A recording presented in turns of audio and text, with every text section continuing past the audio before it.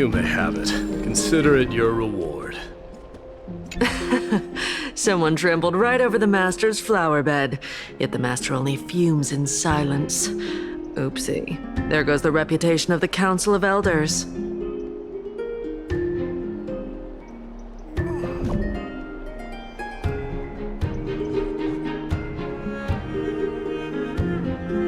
Whose side am I on? Why, I'm all for the Council of Elders to reclaim their authority, of course!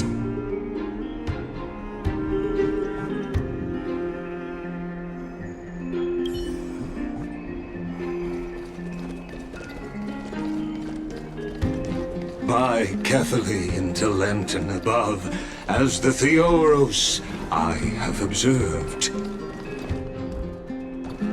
Virtuous. Aglaya, what happened here?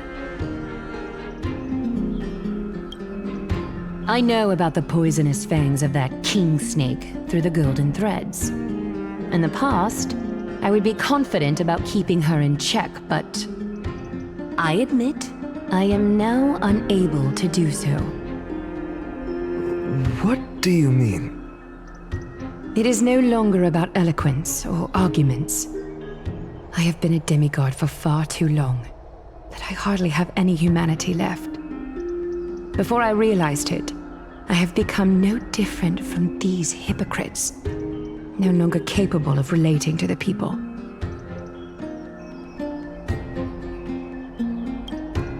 This has come a lot sooner than I expected. But perhaps it is time. I need you to step up, Finan, in order for me to retreat behind the scenes. Yes, this is my duty, but... It is far easier for the Council of Elders to fool many than just fool one person. Their so-called more support is no more than a ruse to distribute power using words instead of lances. There is no glory in winning this debate, but that makes having respect for humans so much more priceless. Finan, you are a Chrysos heir without flaw, capable of relating deeply with humans. I appreciate what you've taught me, Aglaya. I hope we'll live up to your expectations and win this debate.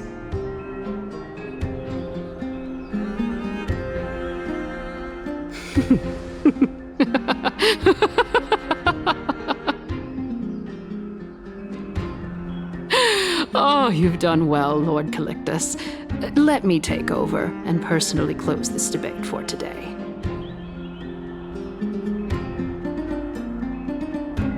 Dearest counselors, let it be known that I sorely miss the blissful times portrayed in lyrical poems. Back then, Amphorius was home to nearly 1,000 cities, each with their own local faith, while gods walked the earth and shared close bonds with humans. Yet, in the present, people from all over are forced to leave their homeland to seek refuge in the holy city, where they hope to rest under Kephales's protection. All of us have long been in the same boat, with no way out of this plight. We didn't have a choice in the past, but now, the Council of Elders brings to the table a new possibility. All I have left is one question for you. Would you rather strive toward the unheard of Era Nova, or return to the prosperous Era Chrysia of our past? Make your choice. Now, which of the two would lead mortals to an ideal future?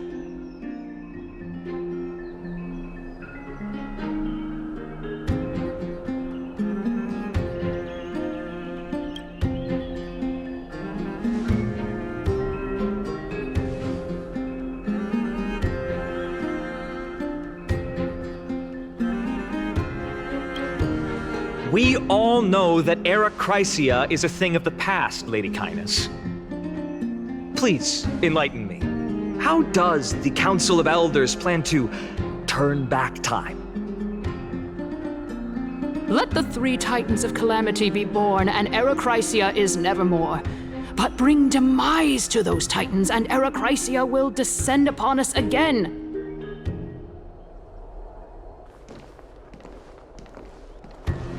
Know that the Council of Elders is never one to make empty promises. Look at who we have on our side.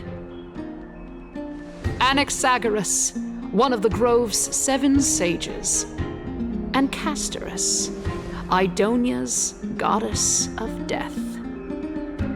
With the help of these 2 heroes, I can promise all of you that Erechrysia will exist once more. Aren't they Chrysos heirs? They're supporting the Council of Elders instead? It's clear from the start that these heroes do not get along well in their group. All the more proof that Aglaia isn't fit to speak on behalf of every Chrysos heir. I am in favor of Erechrysia. Erechrysia! Erechrysia!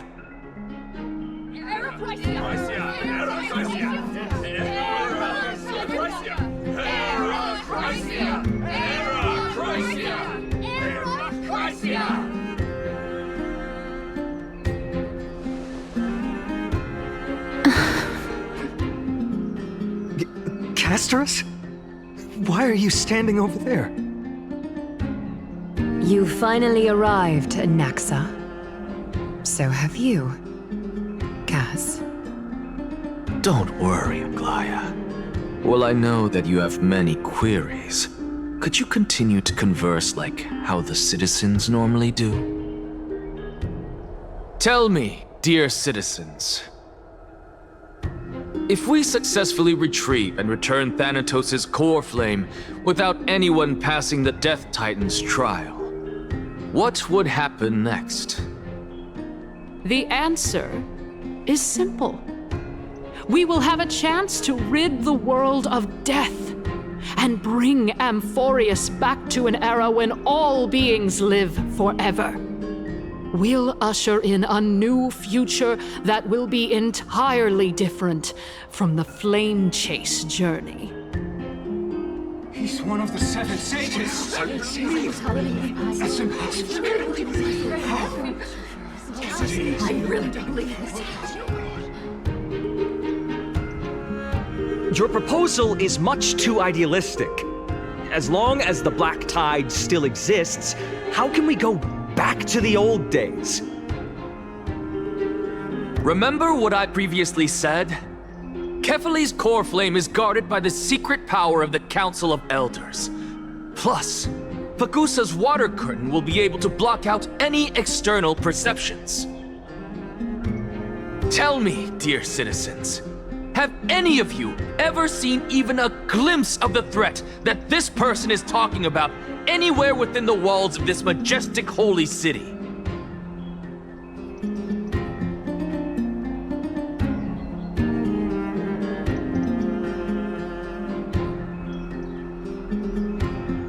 If we eliminate death, then there's no need for us to fear that Flame Reaver, right? Citizens, let's loudly sing the blessed hymn. Oh, beautiful old world, where are you now? Oh, legendary Erechrysia, return to the mortal realm. After the destruction of the 3 Titans of Calamity, the Flame Chase journey will have to end.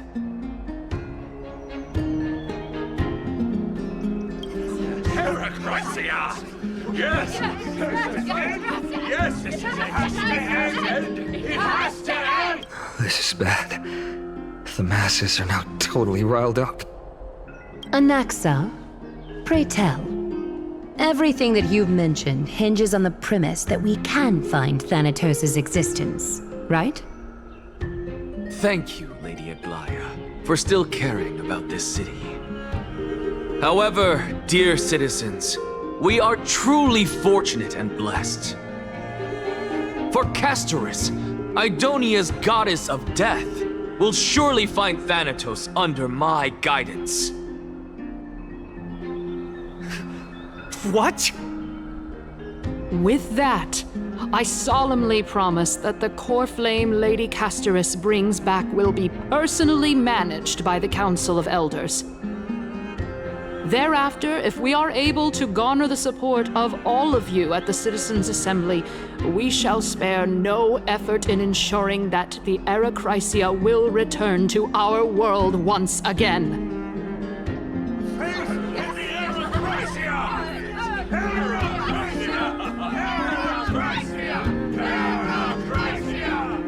With the balance shattered, the result is clear. By carefully into Lent and above, as the Theoros I have observed. Akama has chosen her destiny. The issue up for discussion at this Citizens' Assembly shall be modified to the suspension of the Flame Chase journey. This resolution shall be put up on the Wall of Heroes, such that all citizens are aware of the city's way forward.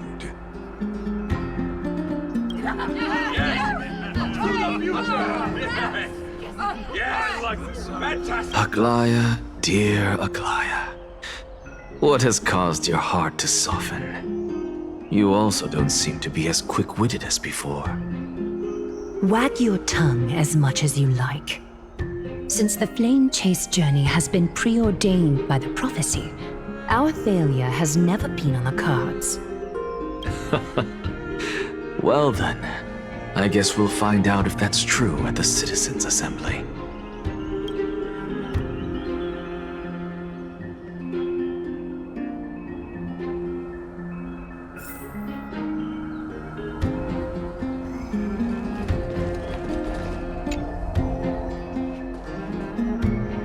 Well, it seems that when I sent you to look for Anaxa, I unintentionally facilitated your partnership with him instead. My apologies, everyone. I know that you have many questions to ask me. I will answer them to the best of my knowledge. In that case, please tell us as much as you can. In actuality, he showed me a past that was both long and heavy. The reason I say this is as I've mentioned earlier.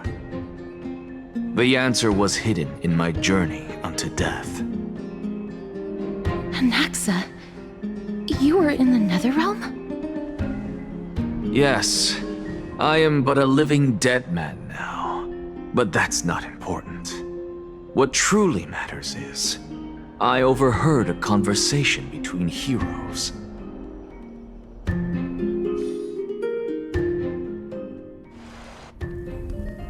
Have you heard of this tale before? A tale about the ocean god's treasured pearl, our hometown. It was a seaside town which enjoyed the ocean breeze and glorious, peaceful times, thanks to the wisdom of its ruling queen.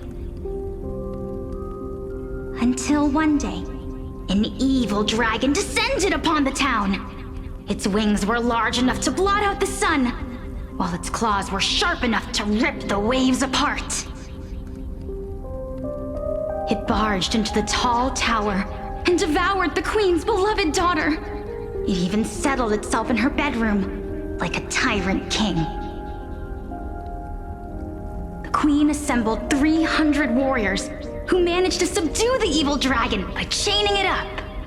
However, when the queen slit open the dragon's belly, she realized that the princess had long since been digested, and all that was left of her was a pile of bones.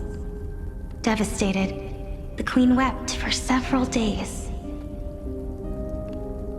It was then that a devious, smooth-talking scholar arrived at the palace and suggested that the princess could be revived through the use of dragon bone and dragon blood. That liar called this process the secret art of alchemy. The princess was reborn!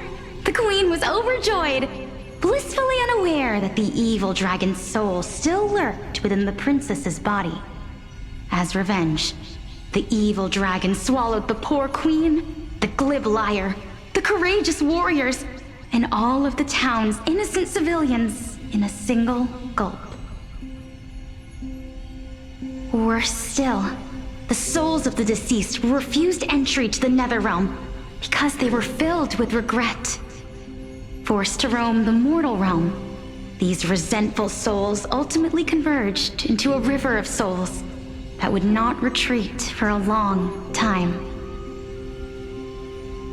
The terrifying death had consumed all. Thereafter, our hometown fell into ruin as well. Until...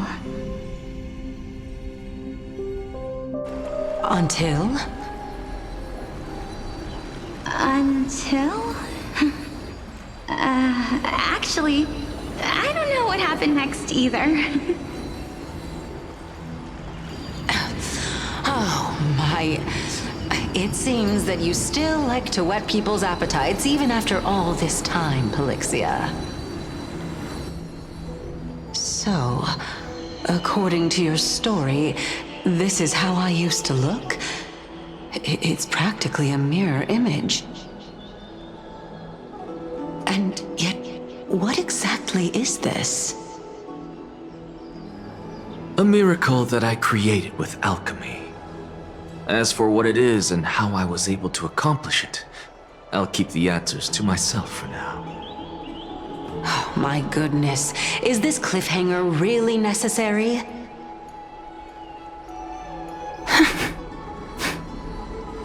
Quiet, Titan. Continue to enjoy this splendid play, and the truth will naturally reveal itself. Dragon, huh? I've heard this legend before. In that case, what do you think of it? I think that this so-called alchemy was a tenuous analogy added to the story by future generations. After all, you've never heard of a tradition of alchemy in your hometown before, have you? Indeed. Before I left home to pursue my education, I never even knew that anybody was looking into this area of study. Therefore, we can just treat this tale as a fable told to young children. A fable, you say? If so, what moral is it trying to impart to the kids? I guess it might be the concept of equivalent exchange?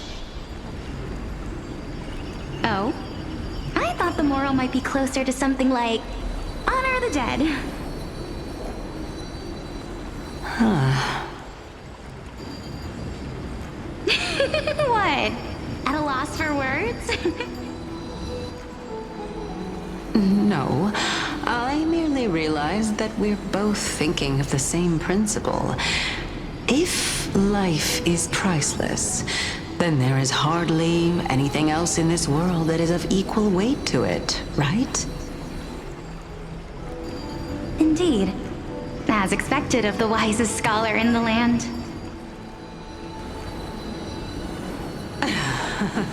You flatter me. Why don't I ask you a question as well, as a form of equivalent exchange? Of course.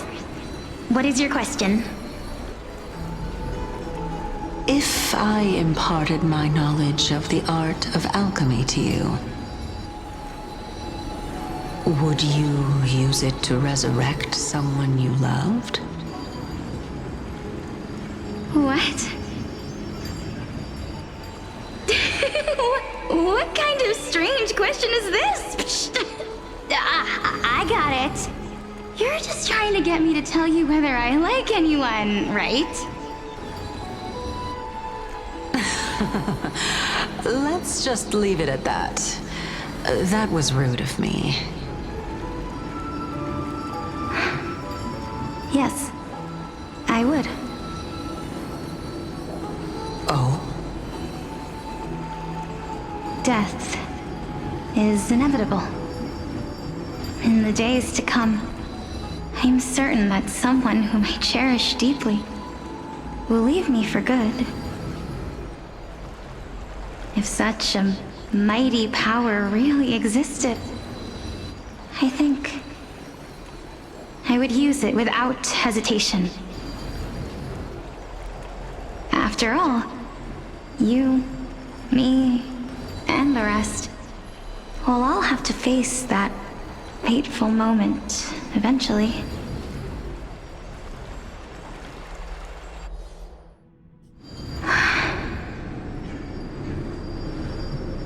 My time is finally here. However, perhaps because of my firm belief in the immeasurable value of life,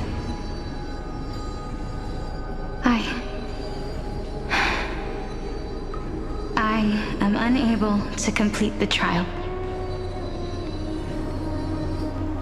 You shall wither, and through that, the dead will sprout again from the remains and be reborn with the dead flame. It is a pity that fate is such a cruel mistress. Is there no other way of interpreting those words? I'm afraid that the meaning is clear. Between my sister and me, one must pay the price. Our trial can only be completed when the one chosen sacrifices her life.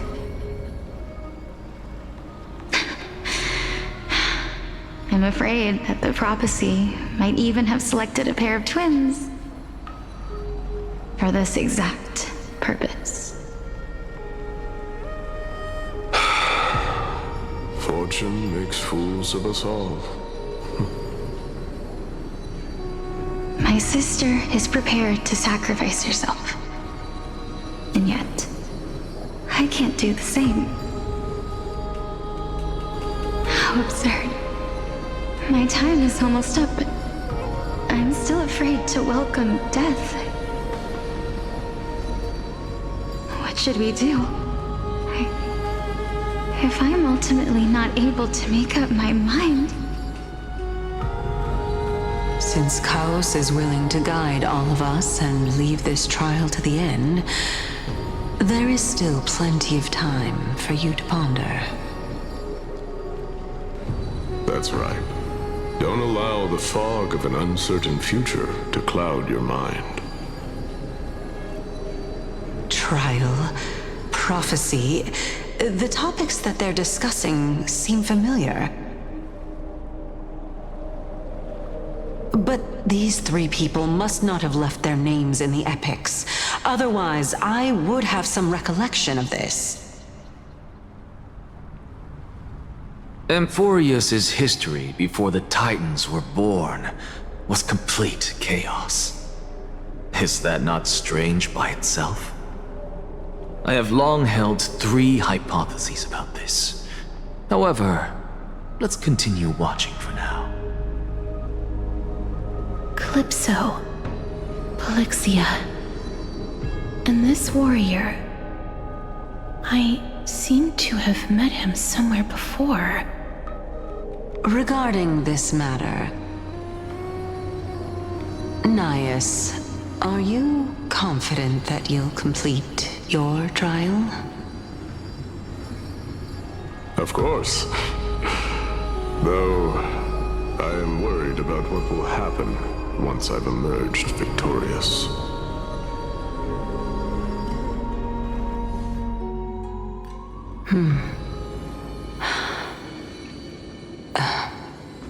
Looks like you have made up your mind.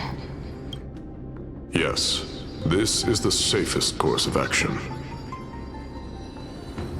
Completely separating courage, honor, tenacity, sacrifice, and reason. You really know how to make things difficult.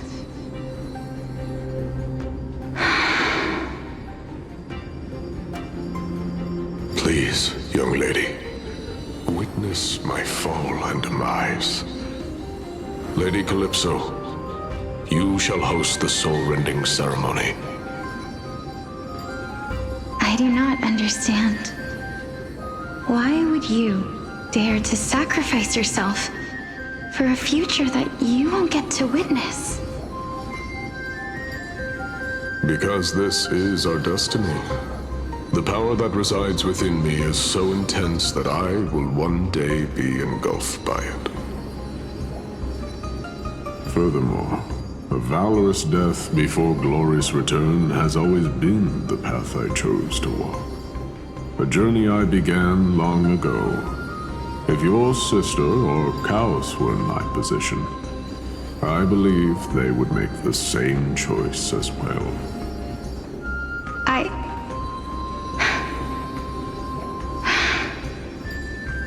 I'm not that brave. I don't know how I'm supposed to face such a serious affair.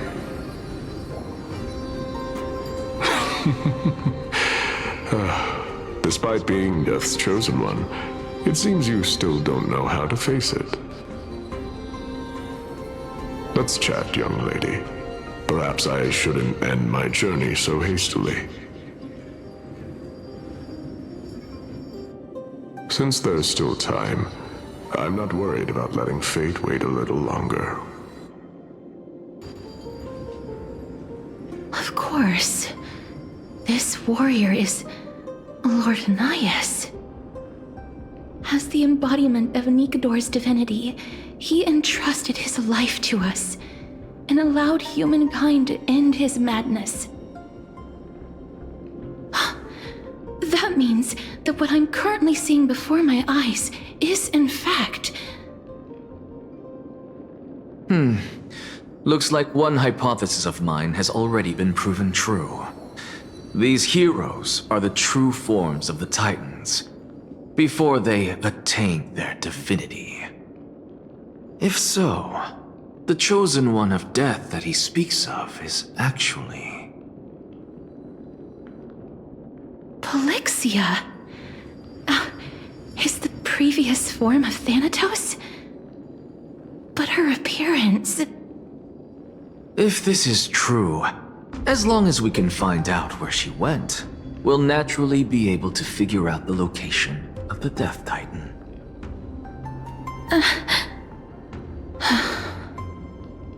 But before that, we first need to witness what ultimately happened to Lord Anias.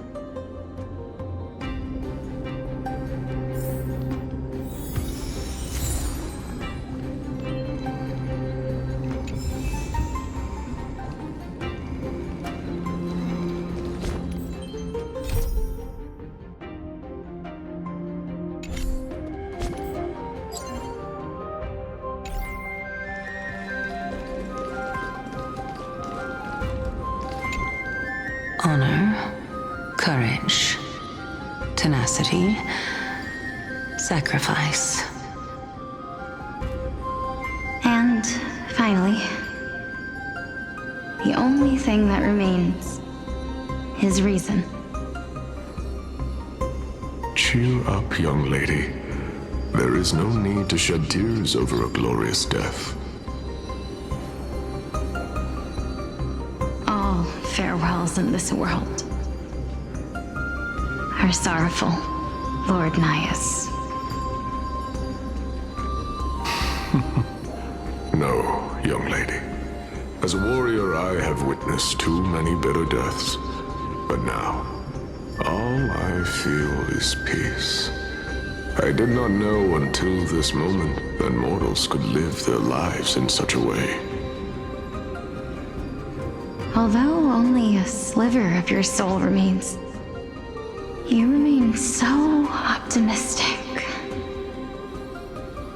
Or maybe the truth is that you aren't able to feel sorrow anymore? To be honest, I don't know either.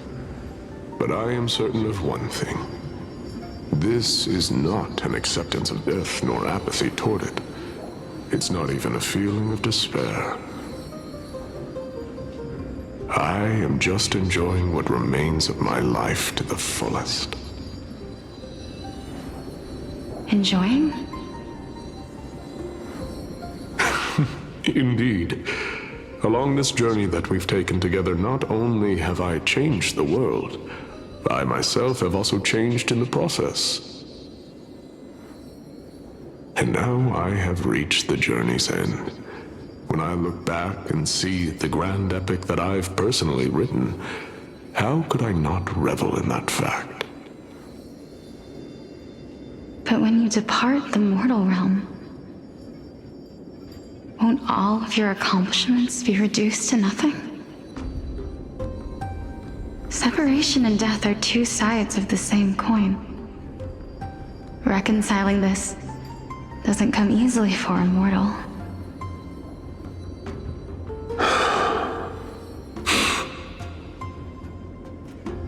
Finally, let me recount to you a story of mine, young lady.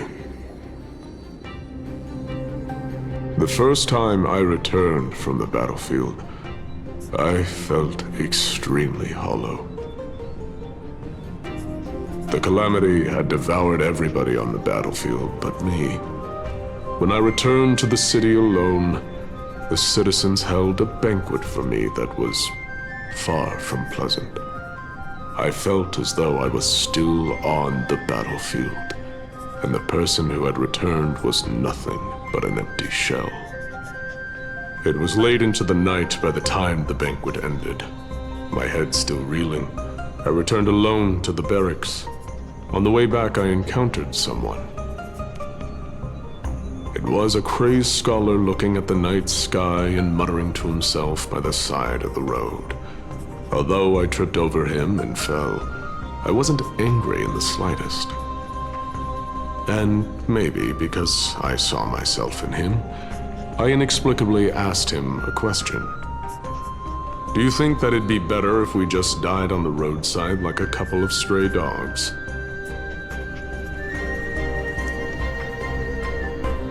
To my surprise, he shrugged his shoulders and sighed.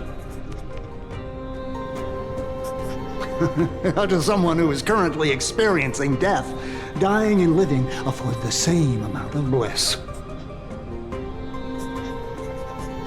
Now please go away and don't block my starlight. Are you trying to say that there is no difference between living and dying? For they are both journeys that lead toward death? That's exactly what life is, and death is, but a scale to measure how valuable the journey was. Journeys and epics are only glorious and magnificent because all things eventually fade to dust. Therefore, young lady, don't detest your fate. Instead, willingly and respectfully embrace it. The embodiment of strife telling me about the majesty of the world.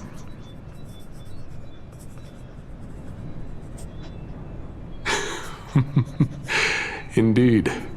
I believe that when the fated moment eventually arrives, you will be able to understand my words. It is time for me to knock on death's door. I will set up a long table at the end of the road and humbly await your arrival. When that moment finally comes, let us drink and be merry then.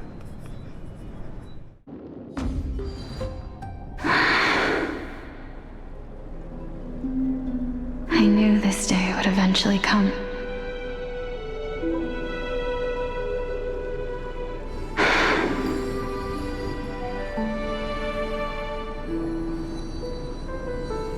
Are the both of you ready? Calixia, I'm here.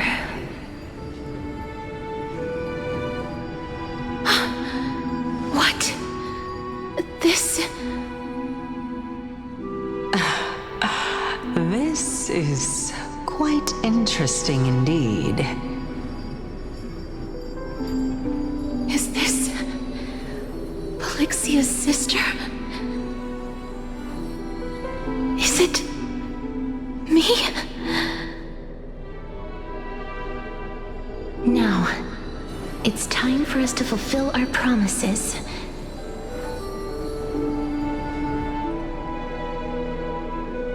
Are you afraid?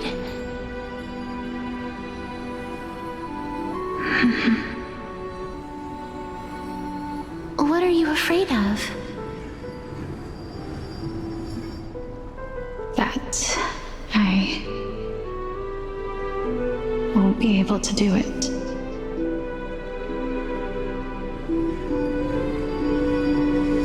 You shall wither, and through that, the dead will sprout again from the remains, and be reborn with the dead flame. As foretold in the prophecy, and according to our vows, once it all ends, we must face our fated moment head-on. Even if it was prophesized, do we have no say in the matter? It's so unfair. Why are we the only ones who are forced into mutual destruction? Let me do it, sister. Let me be death's sacrifice. I was never long for this world anyway. But you're different. I was the one who wasted your life after all.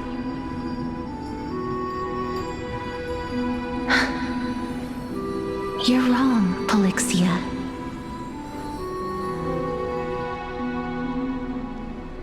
I don't think that my life was wasted. Just the opposite. When I finally arrived at this destination and looked back at the journey I took, I discovered that flowers had long since bloomed along the path I walked. It was you who sowed the seeds for this sea of flowers, one that is more beautiful than the promised land at the end of the world. Besides, I have lived a fulfilling life. Even though I was fated for sacrifice, none of the things that I've experienced will dissipate. Instead, they'll forever live on as memories inside your head. Will they not? How could my memories of you ever compare to the actual you? Well then, tell me. What exactly are we?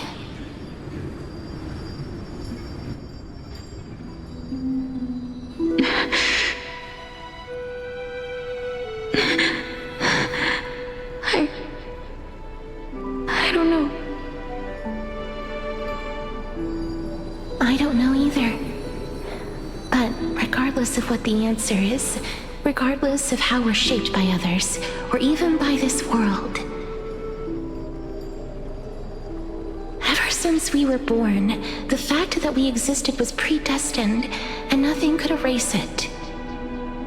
This is why I will always, always be by your side. We're twins, after all.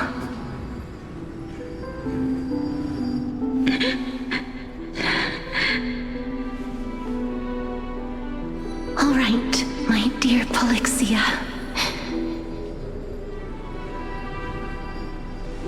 It's time to extract my heart and light the flame of death.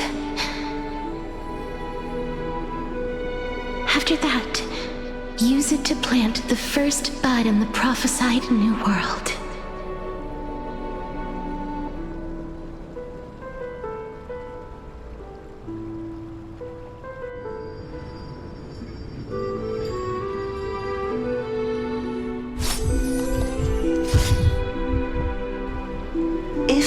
I imparted my knowledge of the art of alchemy to you, would you use it to resurrect someone you loved?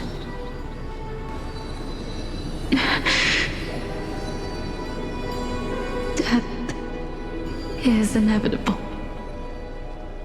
In the days to come, I am certain that someone whom I cherish deeply will leave me for good. If such a mighty power really existed, I think I would use it without hesitation.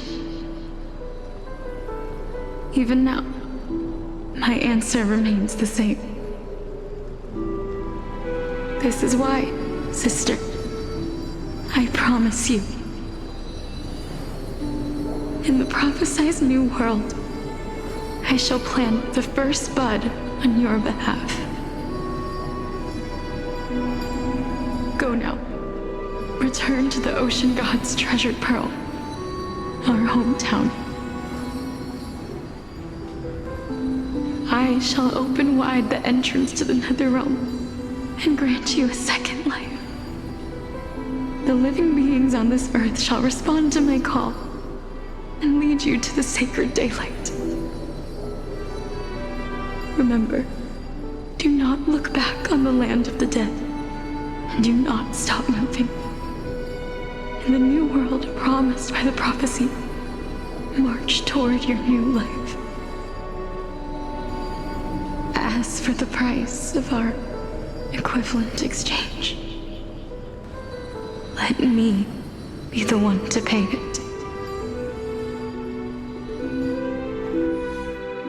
Everybody, we've come to the end. Unfortunately, I am not compatible with the Supreme Being, so I was unable to completely fuse their soul into my own body. However, being able to glean all this from them is exciting enough. I'm certain of this now. Before the Titans that we are well acquainted with were born, a group of heroes roamed the land. These heroes followed a prophecy and took possession of divine authorities one by one, until they eventually became the pantheon of the new world. Just like the flame chase journey of today, Amphorius's history is cyclical in nature.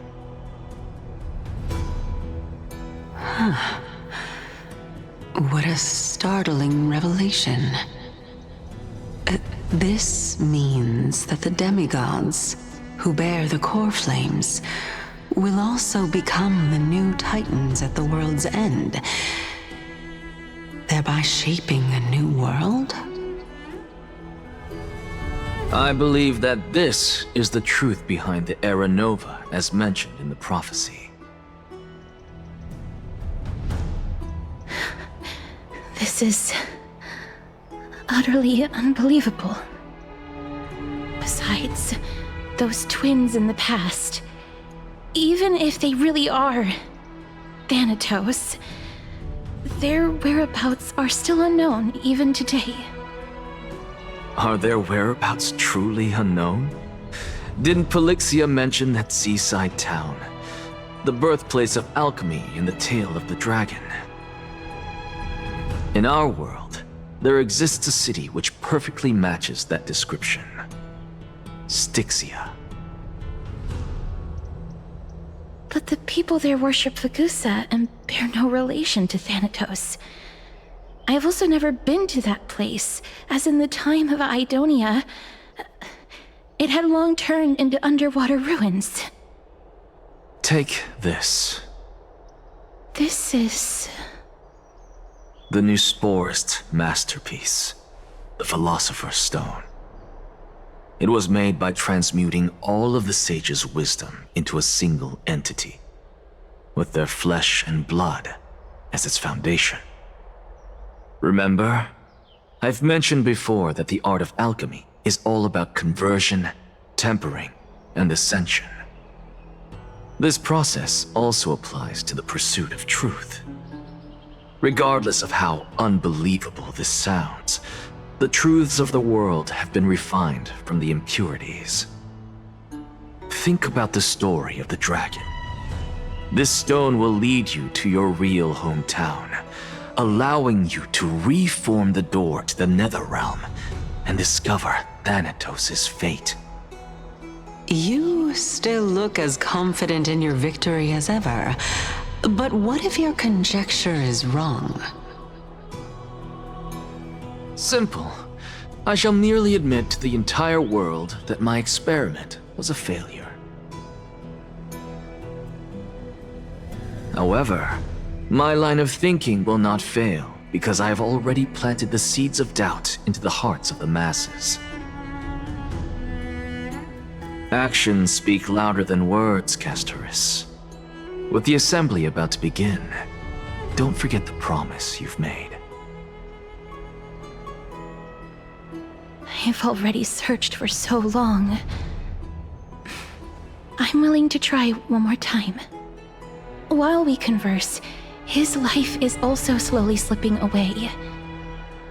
But before I leave, I have another question. What exactly did we witness just now? That was the world imprinted in Kefali's soul.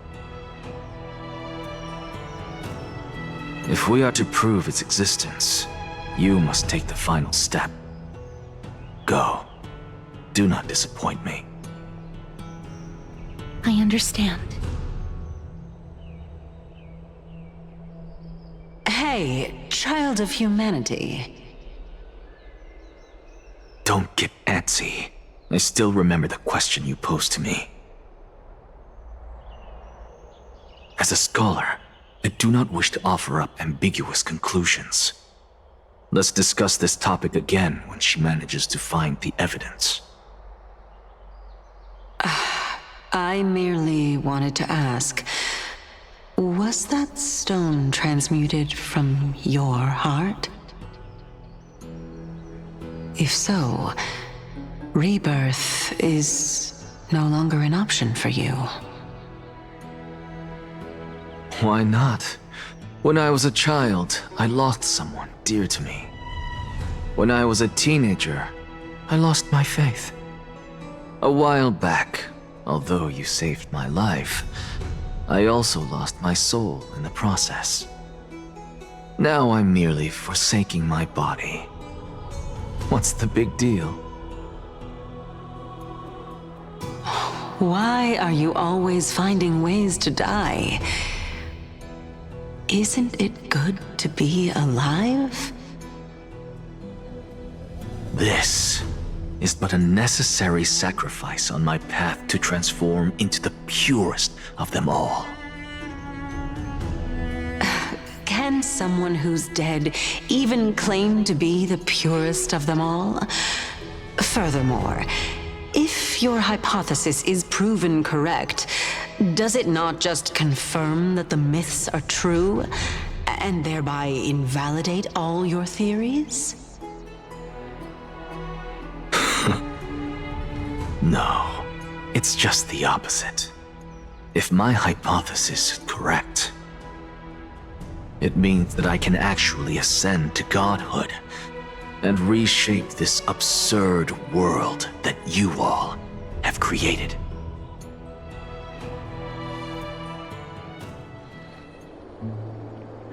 That's a lot to take in at once.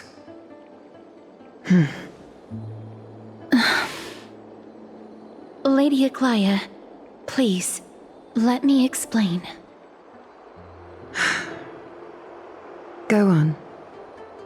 You know that the core flame of death has always been the greatest unknown regarding the Era Nova, which is why both you and Kindness desire to gain the power to control that core flame in the approaching Citizens' Assembly. Professor Anaxa has come to a consensus with Kindness. They want to suspend the trial once Thanatos' core flame is reclaimed, hoping thus to eradicate death from this world. If they're successful, then the flame chase journey will cease, and Akama can enjoy everlasting peace. But I know this runs counter to your wishes. So long as we do not usher in Era Nova, the Black Tide will never be eradicated. Even with Lord Mighty on the front line, and the Black Tide not posing an immediate risk, the danger nevertheless remains. Honestly, it's difficult for me to assess the pros and cons in this decision. But someone must bring the core flame before we can begin negotiations over it. The Titan could be very near. I cannot let this chance slip by. Besides, someone has to make this trip to bring back Mr. Soul. Well said. You already had every reason to seek an audience with Thanatos. It's that great performer who has weaponized your wishes and placed us in this difficult situation. A world without death. Do you desire that too? If fate dictates that my path must oppose yours, I will do all I can to resist it and protect what I aspire to achieve.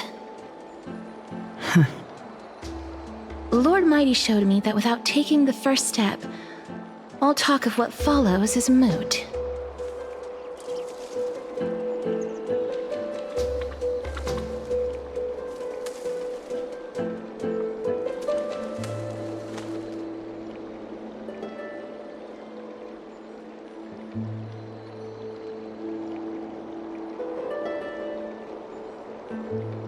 I am not going to punish her for that. I have always hoped to hear you speak your mind, Cass, and I am glad to have heard your true thoughts. Styxia. I visited that place in the past. Though it is now an island surrounded by the river of Soul's torrents, it's not hard to see its former splendor. Go. I will not stand in your way. As for you, you are someone who has cheated death. I believe you have more than enough reason to make the trip with Casterus and meet the god of death himself. Casterus, I too look forward to your journey. I wonder what kinds of new interpretations your completed story will bring to the Flame Chase journey. Thank you, Lady Aklia. I hate to put a damper on this heartwarming moment, but if Styxia is now an island surrounded by the river of Soul's torrents, then how do we find a way in? Lady Trebe is probably... The answer is quite simple. In the myths, Zagreus once made the domain of the dead their treasure vault. That is to say, they could enter and leave the nether realm as they pleased.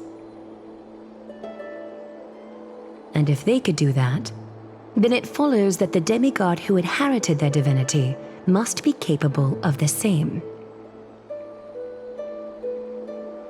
I'll see you at Marmorial Palace at Action Hour tomorrow. Cypher shall be your guide to finding that ancient city.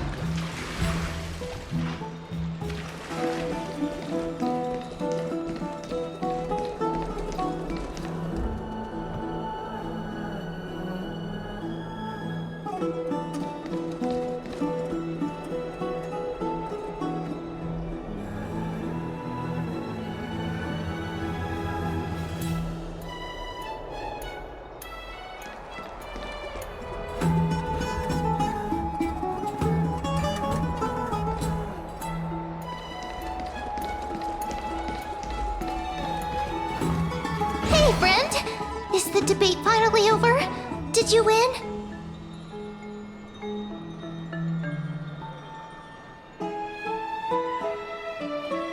So, that means victory is around the corner. Well, moving on. I was hard at work even while you were at the debate. I borrowed a mountain of books from Cass to see if I could find a way to solve your problem. Let's see. I still have only 32 books to go. Really? Oh, that's fantastic news. I knew it. Hard work always pays off. Especially if you're as diligent as Ma'am. I feel like a huge burden has finally been lifted off my shoulders. Why are my eyelids so heavy all of a sudden? Oh, you're right. Then I'll go back to...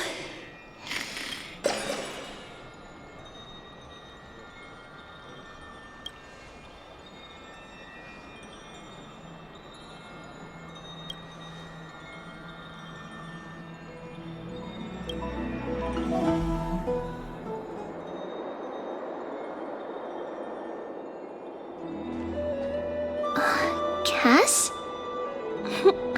What a surprise. Lady Treby. Is something troubling you? I just wanted to speak to Lady Trian for a bit before I set off. No matter how breathtakingly beautiful Styxia once was, the place is now the domain of the departed.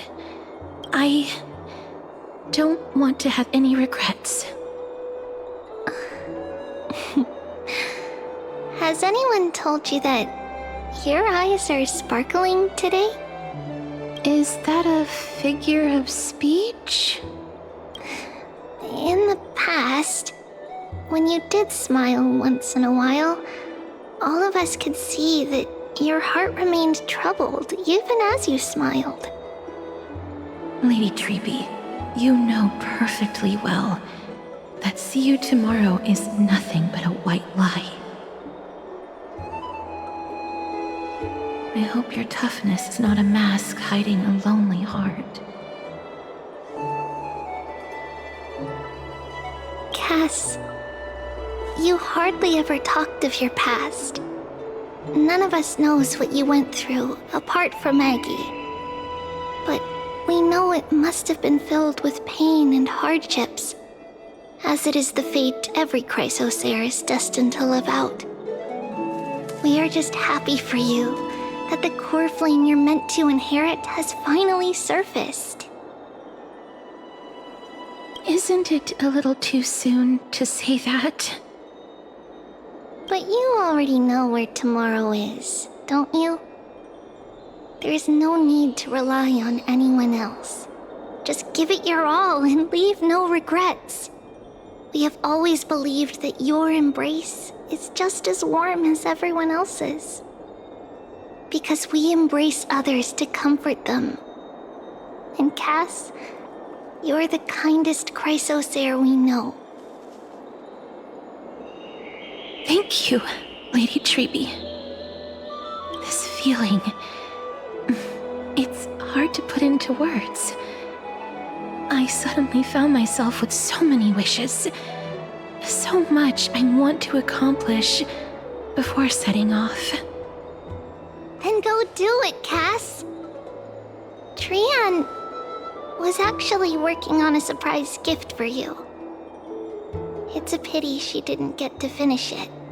But now Trinan and I are working on it, and we'll make sure to give it to you. So, let's meet back here when you return from Styxia. Safe travels. See you tomorrow!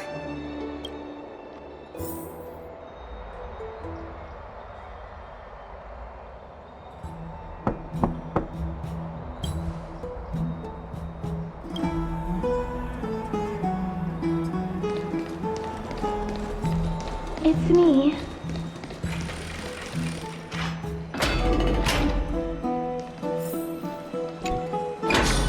I hope I didn't wake you. Huh? No. No. I'm here because of private matters, actually. If it isn't too much to ask, I'd really like it if you could come along with me to retrieve something. Ah, is your soul... Huh? But I can still sense your soul here. Ah, sorry. I didn't realize it was a joke. It isn't a long way from here. Shall we?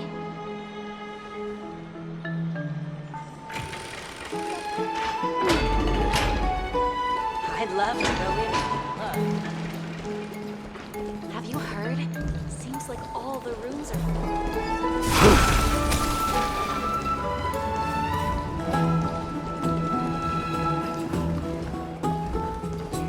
Faith can dispel the black tide.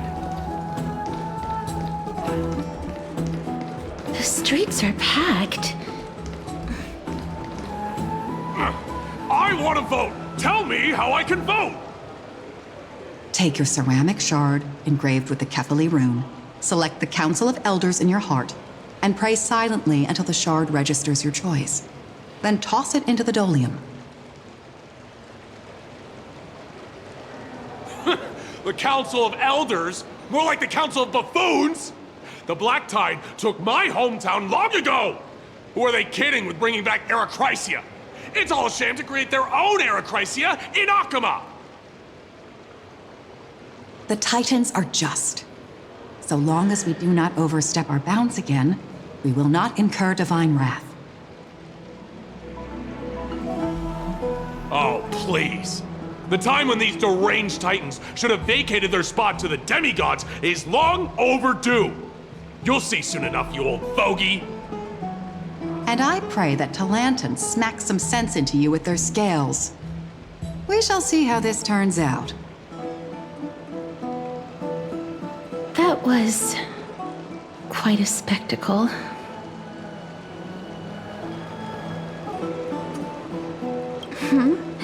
You're interested in that? Well, you'll feel right at home in Akama then. To this day, I still find it almost unreal that Akama is the only place illuminated by light amidst the crumbling ruins of Amphorius. And its people are even holding votes to reconcile differing opinions.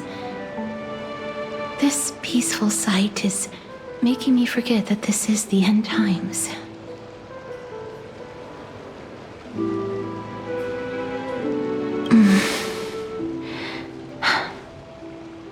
Before coming here, I had lived for many years in Idonia, a city of rime and frost. The people there were devotees of Thanatos, and were well known for their unique burial rites and traditions. Traditions that I played a major role in.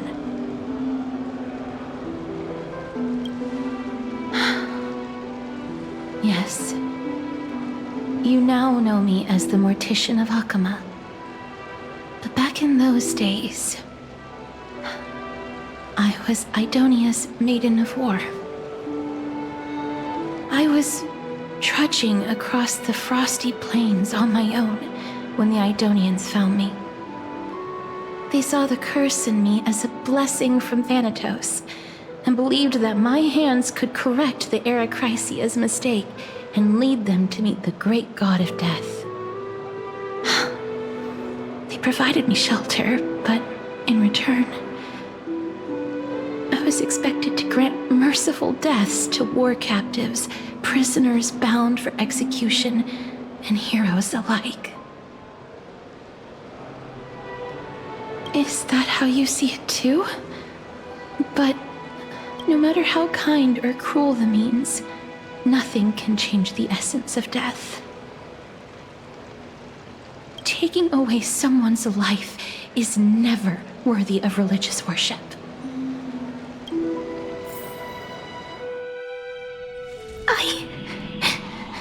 I can't do it! Their voices... they pierce my ears. The bleeding. Thanks. I know that feeling, child. I was once as lost as you are now.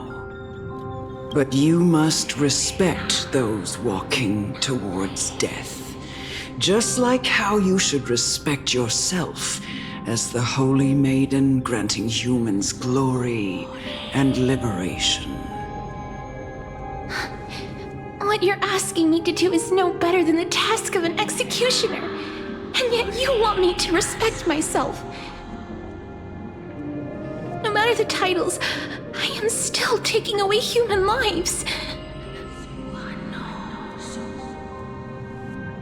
This won't be the first time that Edonia's fanatical nether warriors have faced death. On the contrary, recruits new to the battlefield often run away from their first fight. Death is the mightiest and gravest power in this world. The fact that you can wield it means you are deserving of respect. That's such a twisted reason.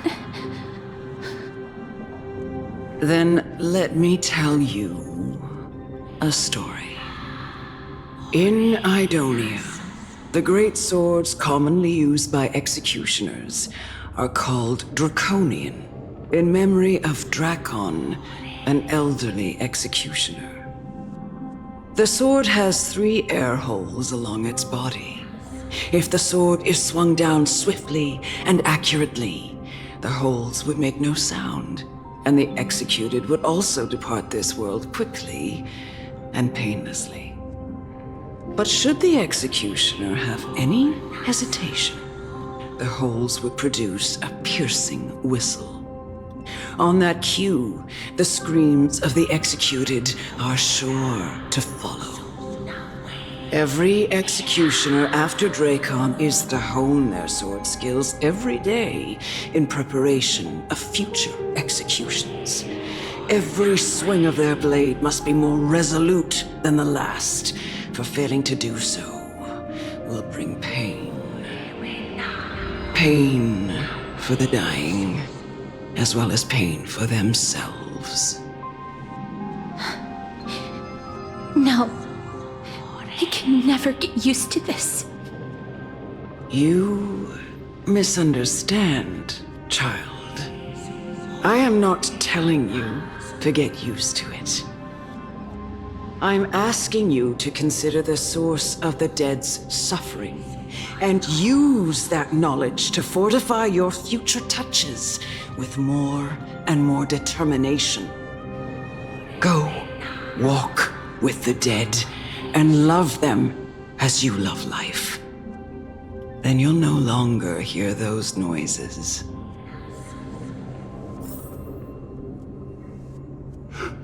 Please, don't kill me. I don't want to die. No!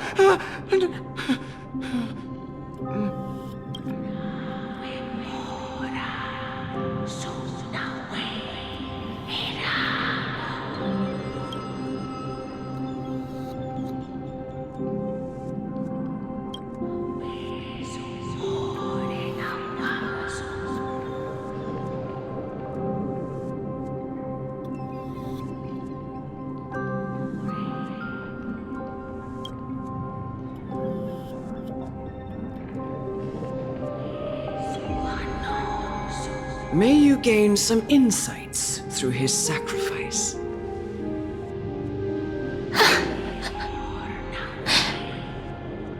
Is this all? No. Come with me. This is just the beginning of your life as the Maiden of War.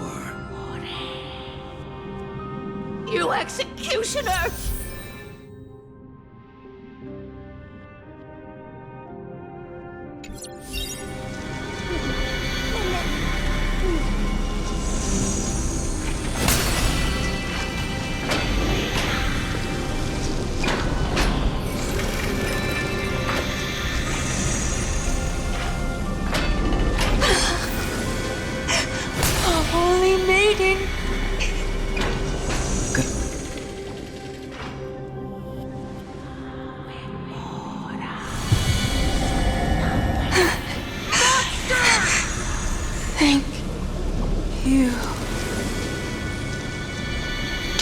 then, Executioner. You heard him.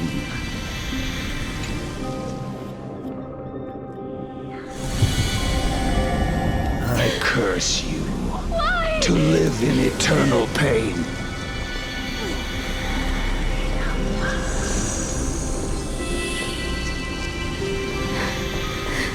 Please, grant me release.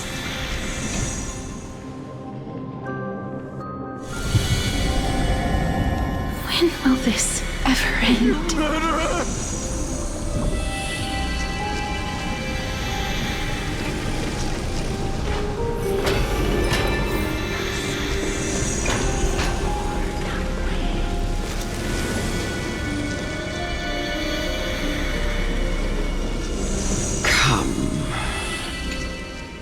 What are you trying to do with me? I have aged. The time has come for me to heed the summons of Thanatos and journey to their domain. The final resting place of every Idonian. You're not that old yet. You still have many, many years ahead of you.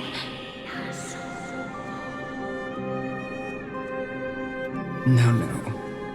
I'm already dead. For I have come to fear my declining health and impending death.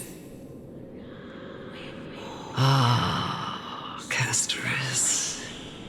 Will you give me one last chance to charge towards fear and prove that I am no coward? I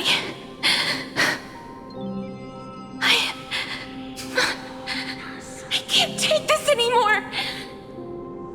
Child, it was I who brought you here from the frosty plains and set your farcical fate in motion. It was also I, Chief Executioner of Idonia, who forced the heavy duty of executing others onto you. I've always known that you have doubts and even anger about my faith and about me. I never had a choice. Indeed. We essentially abducted you. Yet you can end any sinful life with just a touch of your fingers.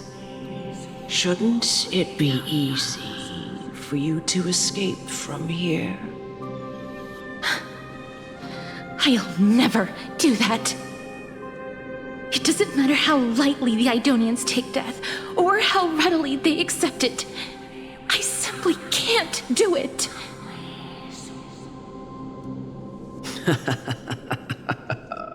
I knew I was right about you. What do you mean? I've taught you and cared for you as my own daughter all this time because of this blessing that's been with you since your birth. I know no one else in the world would understand the weight of life and death more than you do. In the eyes of an Idonian, death is the end of all life. A destination we will all eventually reach. Humans should not resist it, but learn how to face it. You can only live your life to the fullest after understanding this principle. And when you do, even if you eventually leave Idonia's protection, even if you must carry the curse forever, you can live with your head held high, like everyone else. No! How can I? Come now. It's time. I've already taught you all that I know. Show me that you are a fitting holy maiden. Or at least, that you possess the resolve to become one. Come now. It's time. I've already taught you all that I know. Show me that you are a fitting holy maiden. Or at least, that you could...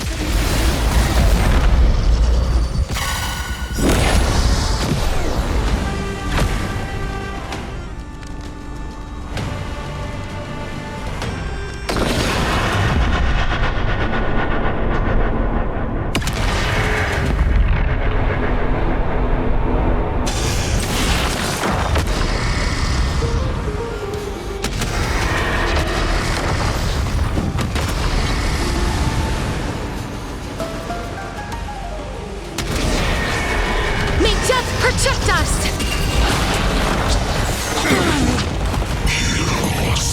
Please cherish this time. Root here. Heard the call. Dying soul, now accept your punishment.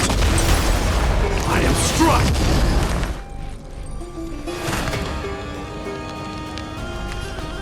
Trinity is before me. Burn it all. This mortal form will watch over you and guide you on your path.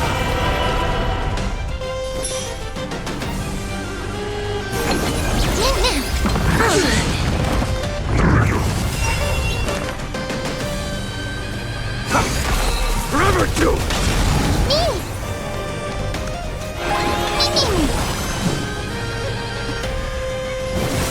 As you wish.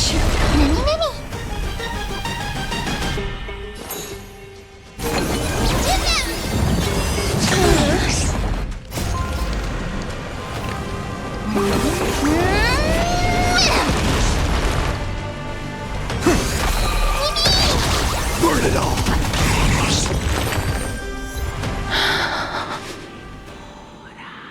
This was the last time I followed her command. I gently touched the elderly woman before me.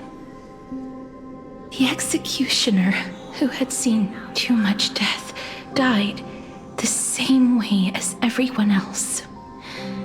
I gasped for air, a wistful look in her eyes, and a barely perceptible tremor in her fingertips. Elder Amunet, the person who tried to teach me about death, ultimately vanished like dew in the morning mist. She spent her life embodying the beliefs of the Idonians, and when death finally came, she embraced it exactly as their doctrine had taught. I have nothing but respect for her. I erected a cenotaph in her honor in the marshes outside Idonia's city walls with the others I had laid to rest. Then, I set out once more in search of Thanatos. It was a long, long journey.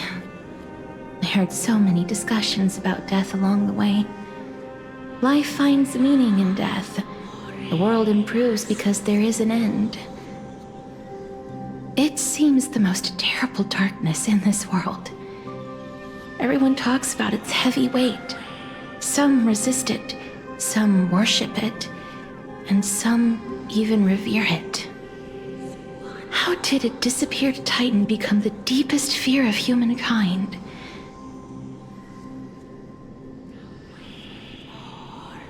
And why do they haunt my dreams? I continued my travels to seek an answer. Initially, I was running away. Then, I started searching for it. And now, at the end, I just want to know if my touch, if my embrace, can do more than taking things away. Can I make anything? Can I leave anything behind? I don't want to die. Please, I'm begging you, just let me go. I don't want to die, please. I don't want mercy like this. Just let me go. I need it. I don't.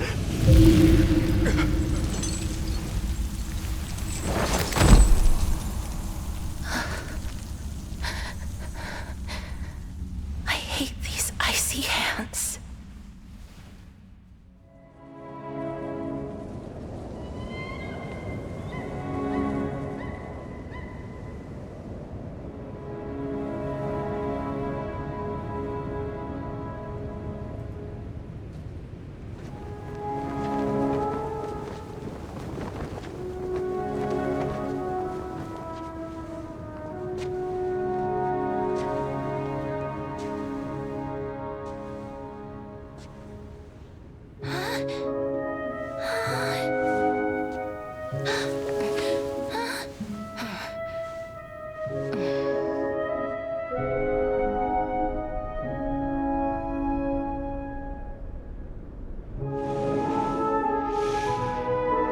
Get it over with.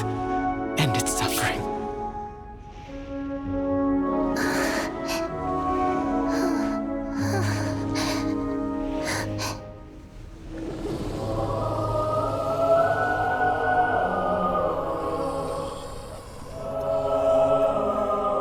The Reaper has blessed your hands.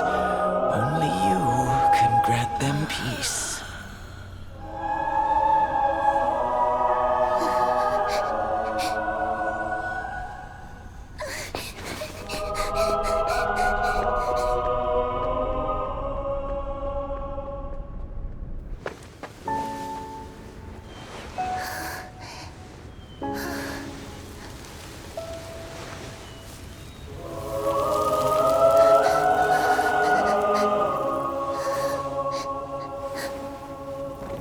Embrace death. Walk alongside it.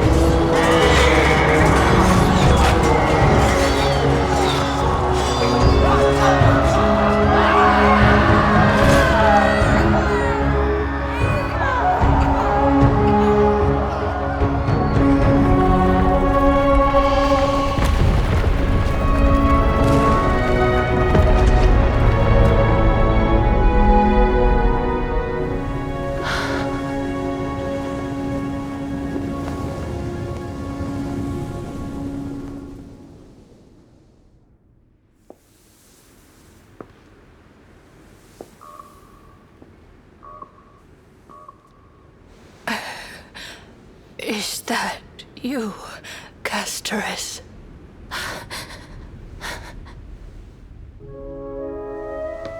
All of them have gone, heeding death's summon, crossing into their domain. I must go too. I don't fear it. Just, I have some regrets. Watching people leave this world again and again, it must be lonely for you. You must want to desperately embrace them before they go. I can't. These hands, they're too cold.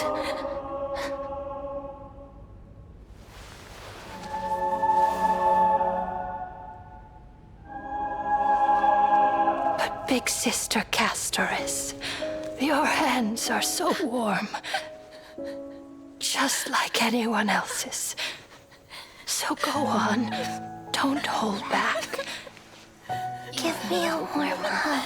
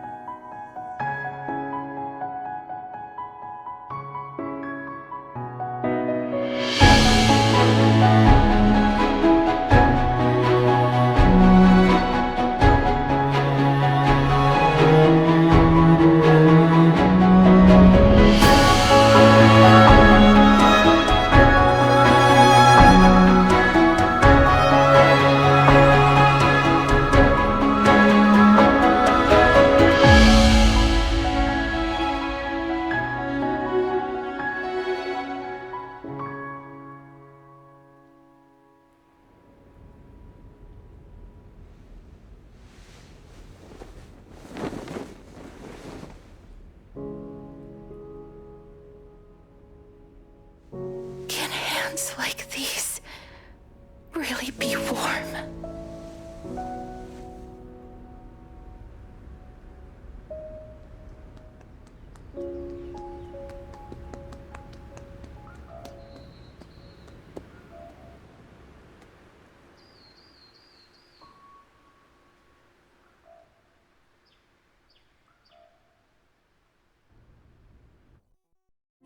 On the day that Orynyx's trial ended, you must have had many questions.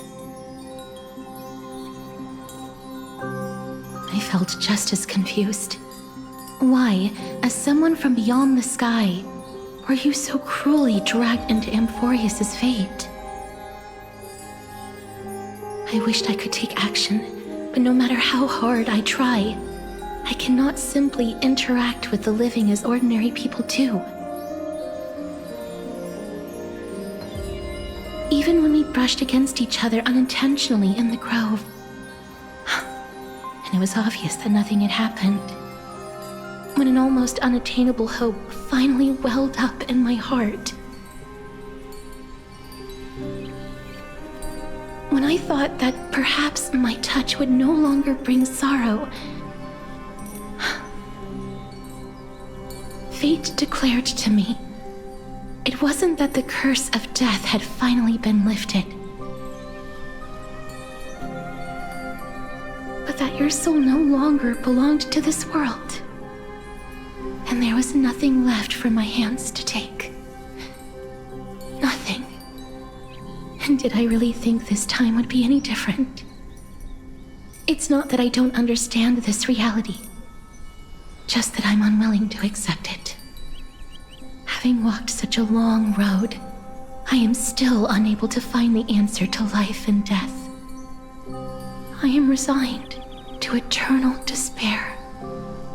Anything I wish to hold on to, death will inevitably wrest from my grasp. From that moment on, I lacked the courage to confirm it again. Until Orynyx laid bare the cruel truth before us.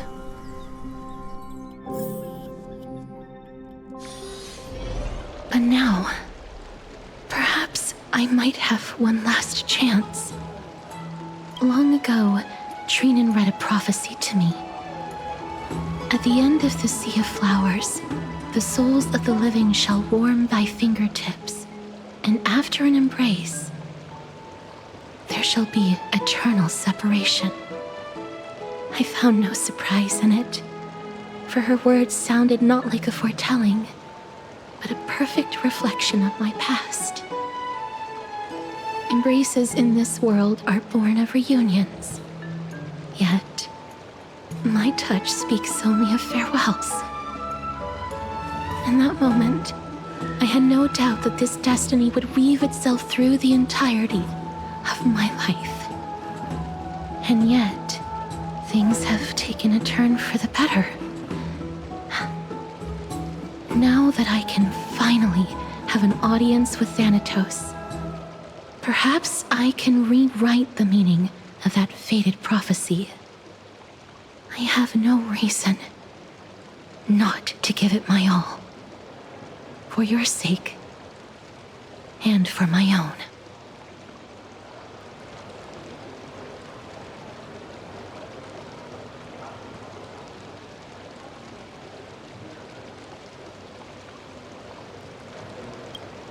With that, I won't have any regrets.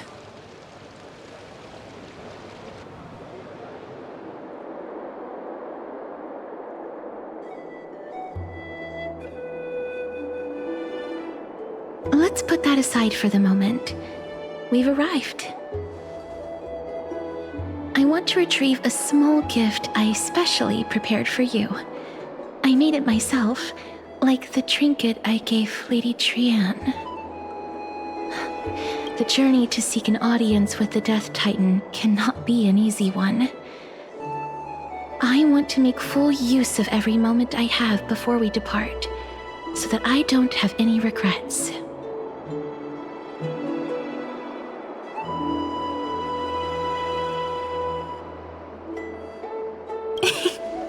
No, it isn't. You'll know when you see it. Look, it's right there.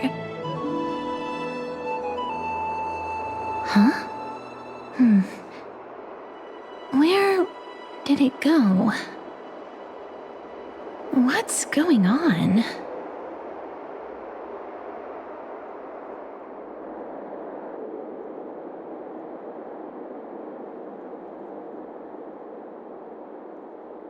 I am not some corrupt grown-up. What's this? The coin of Zagreus and a slate. So it's her.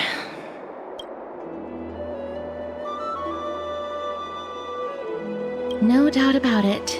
This is her favorite symbol. It's a lady's cipher, the demigod of Zagreus whom Lady Aglaia had spoken of.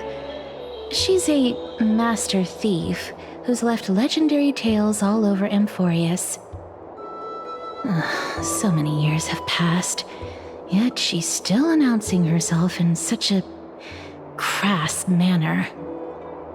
Let's just do as the slate says and look for Lady Cipher.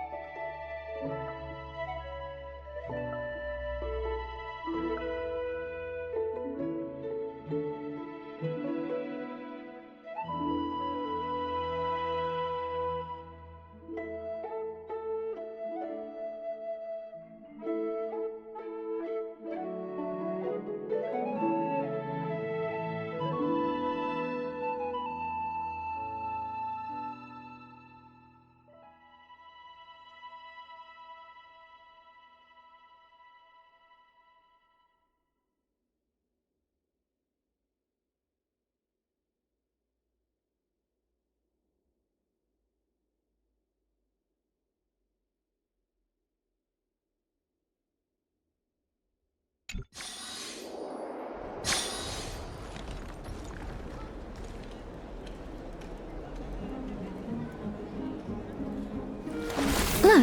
it's right there.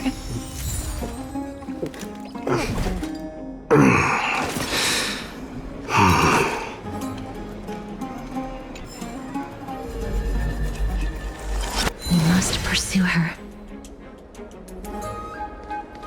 There seems to be a new show.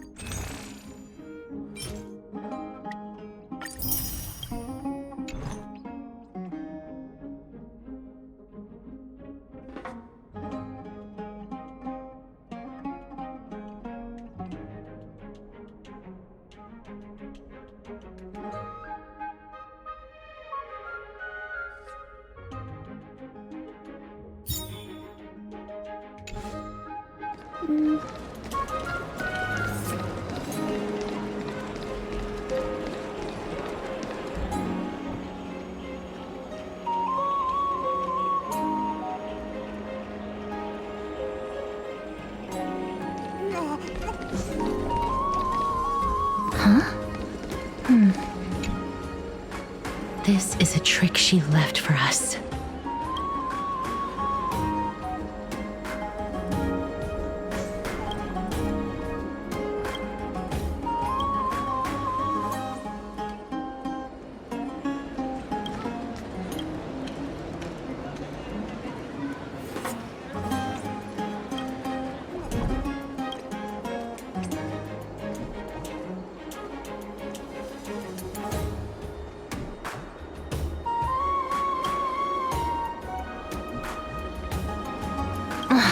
She's incorrigible. Follow me.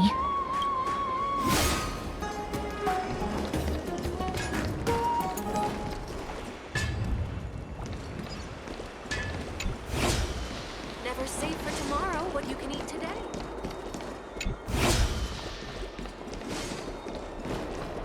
It's about time you do some exercise.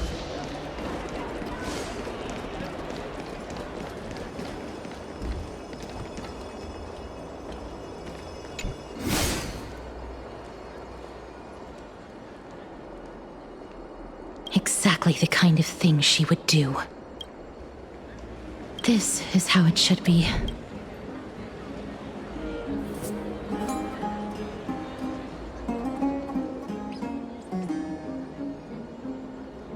We must pursue her.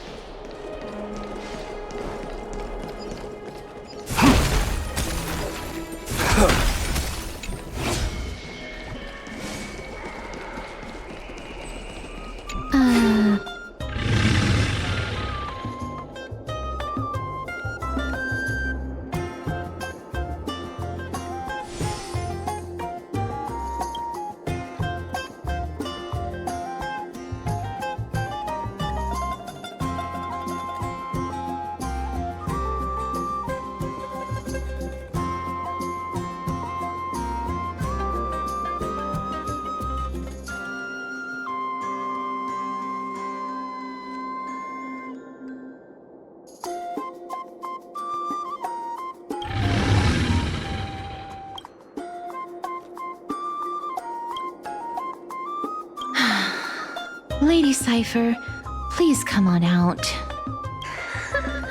You're still careless as ever. Shouldn't you keep such a precious gift near your bosom? Since you know it's a gift for someone else, please give it back to me. Stop hiding among the people and letting the wind carry your voice. Now, since I know it's a gift, that just means I need to milk its worth. The children of the wind never stay for long in one place. Unless your offer is tempting enough to still the wind. What say you? Name your price. I'll give you however much you want.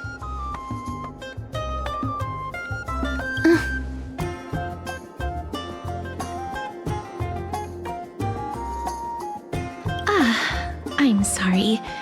Bargaining is really not my forte.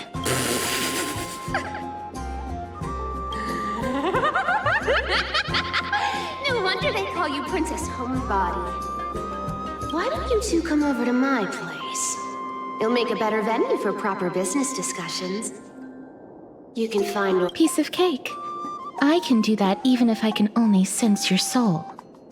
All right, I'll see you there. Oh, by the way, everyone cool with me collecting a deposit before we reach an agreement, right? Now, come this way.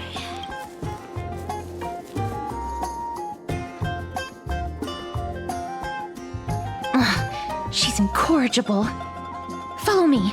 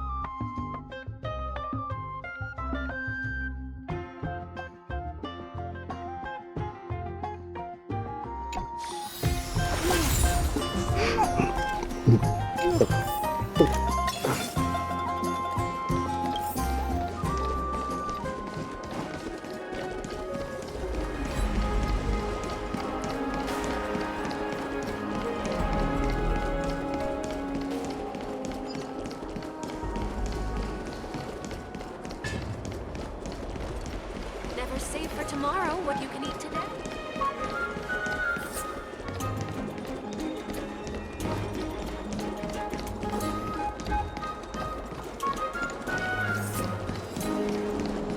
Does it really work?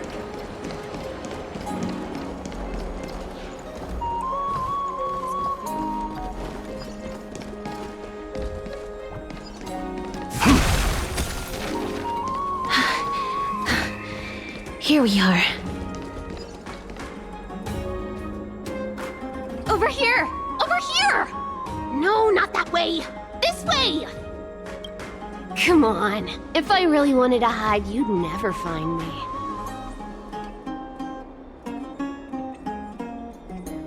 So relax, you two. No need to get your hackles up. I'm not that scary, am I? Meow.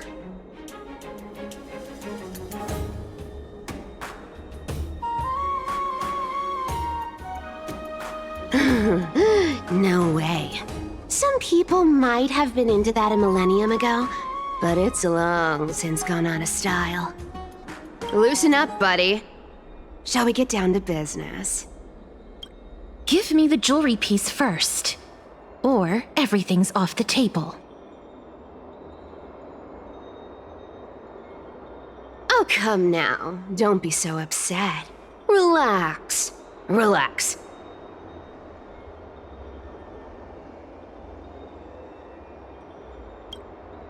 Look, isn't the view here just great?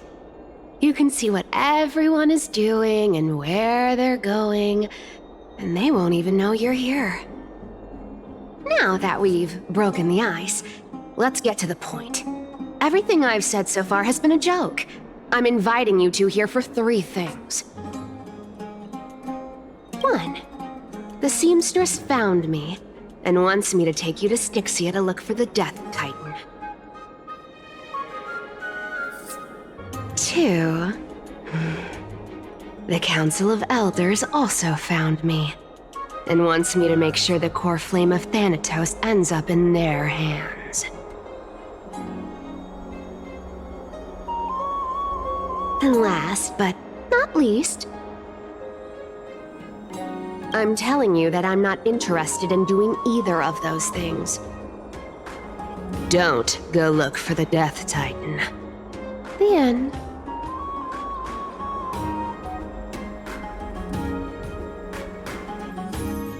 Whoa, this is some high-quality stuff. And this room is full of it. How much are these worth, Did you get all this through that Aeronova gimmick? Some of it is family fortune, while the rest came from my business as a dressmaster. Don't liken the flame chase work to your shady dealings. Wow. I should have busted down your door instead of going around like a thief. Well, spill. Why are you giving me so much money? Payment for doing work. You're worth this much. Did you forget my stance to all this? I thought I made myself very clear. You wish to run away. Run away from your responsibilities, from the prophecy, and from your destiny. You shall. I understand this prophecy weighs on you immensely. That is why I have never reproached the demigod of trickery for running away. But I need you right now, so don't turn me down. You know, maybe the gods got your tongue with their golden threads, Aglaya. I'm not hearing any sincerity in your words. Give me a reason why you're bowing your noble head to me. We lost Trian. Oh. The divine power of passages is running out. I need another demigod to escort Castoris and help her fulfill her lifelong wish. Oh, I get it now. You're sending Castoris to her death. And you want me— This is Castoris' own request. I have never seen her so determined. She brought this up herself?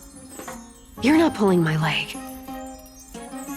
She's also made up her mind to leave her confused past behind.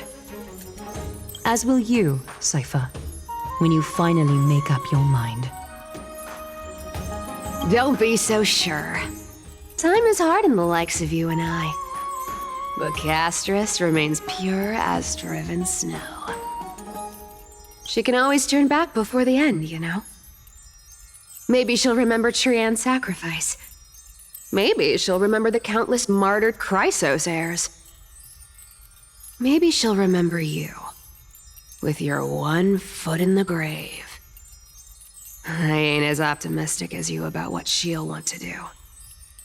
Tell you what, why don't I take this room of treasures as a security deposit, and we make a bet? Go on. I bet she'll change her mind and turn back. Now, if I lose, I'll do what you want me to do. Return this deposit to you, plus giving you another room full of treasures. How does that sound? You sound like you have all the confidence in the world. In that case, let's make a pact with those conditions. I hope you're prepared to lose it all. In conclusion, I want to win. So I hope you two can give up on going to Styxia. I'll give all the treasures in that room to you. And you can split it between yourselves, however you want. What do you think? Tempting, right?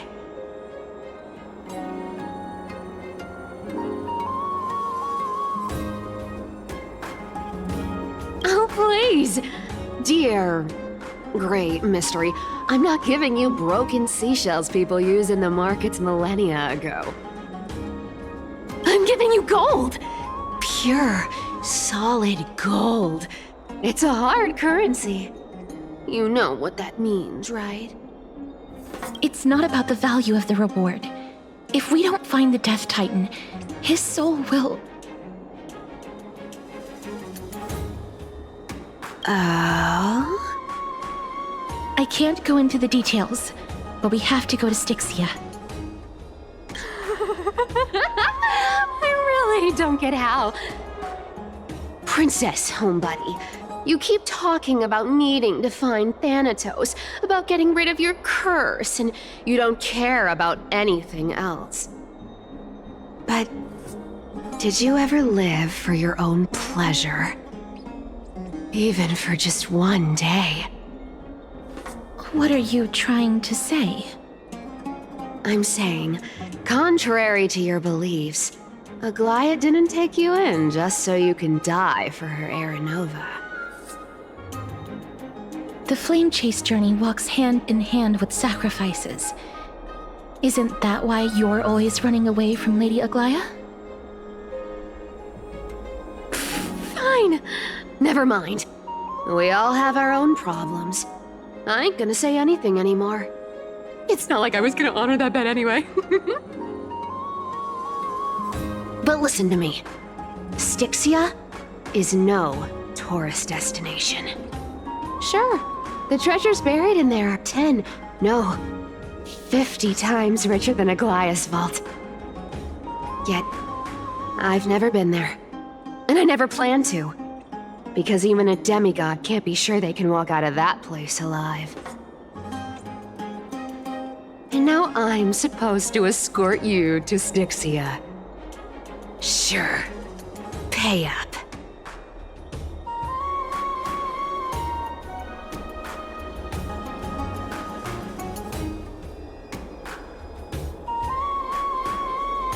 Her payment was in gold and precious stones, which only covers the living passenger. You need to pay me as a member of the dead. I don't like this. However, I have lived a longer life than most people. Though I'm not as good at doing business as Lady Aglaia, I still have some savings. I can give them all to you. Then how are you going to live the rest of your life? Then I'll give you 90, no, 80%.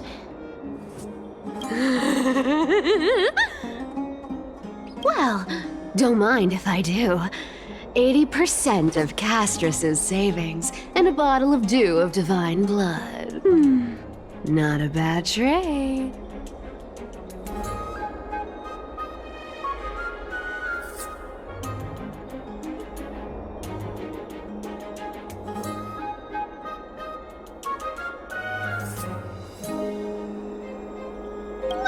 I'm so scared. Can you even catch my tail? Here! Catch. Be careful with that! A minor change in plans, though. Don't go to the bath tomorrow. Come look for me at Akima's city gates instead. So, why are you changing the meeting place? Oh, nothing really. Just a bit scared of the seamstress's frosty face. I wouldn't stay a second longer in Akima if it were up to me. Well, now that we've struck a deal, why don't I give you guys a lift back? It's gonna be a long ride. So have a good rest.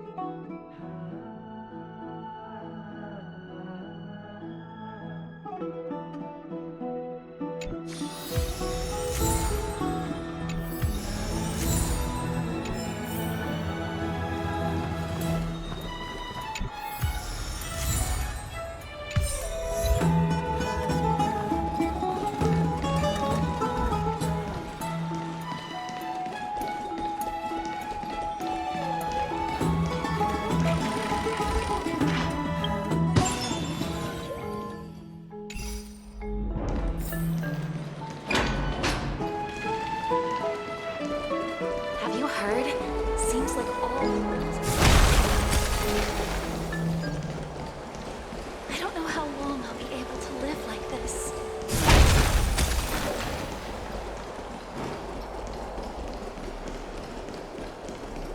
Have you heard? I'd love to go in and take a look.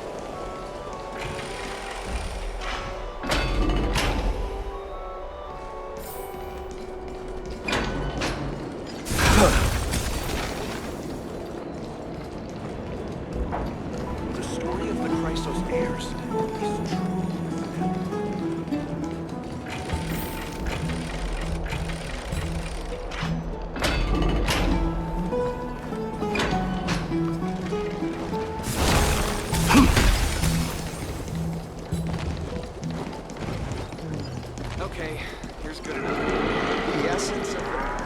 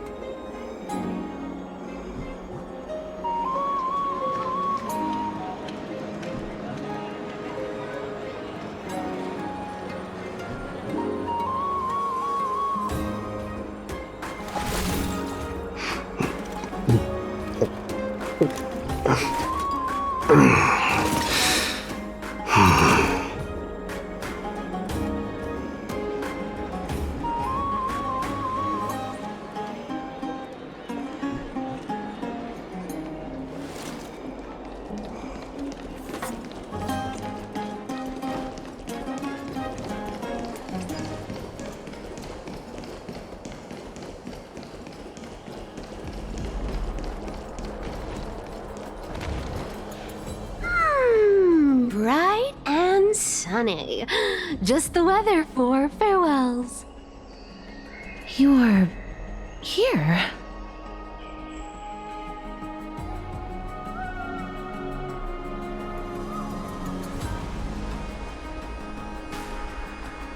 Totally. The trio team is the best set up to reach the finals. No need, I already told her. She's fine with it. You You sure know how to put me in a spot, Castorus. I need to travel with you, but I can't touch you. What a bother. Sorry. Aw, I was just teasing. Don't take it to heart. Did you know that the legends say you have to put an obol into the mouth of the dead or over their eyes if you want them to successfully cross the River of Souls and enter the Netherrealm? That's the fairy fare for entering the Netherrealm. However, I honestly won't ask you to pay this time. I'll pay. And then we'll just have to go through the motions.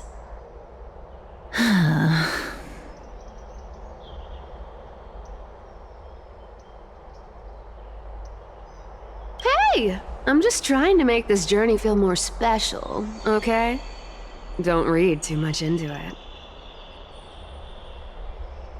Alright, pass me the coin. It's time to get the gods' powers going. A fleet-footed trip to the Netherrealm, here we come. Oh, one last thing before we go. I gotta give you this piece of advice, especially to you, Princess Homebody. You can't catch the wind by waiting. You only live once, so make the most of every moment you have. Get ready, be steady. Hi, your turn. Don't be nervous. After all, it'll be gone in the blink of an eye.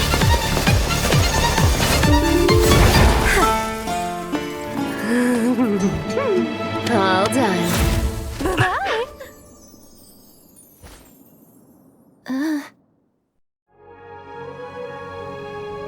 Are you feeling all right?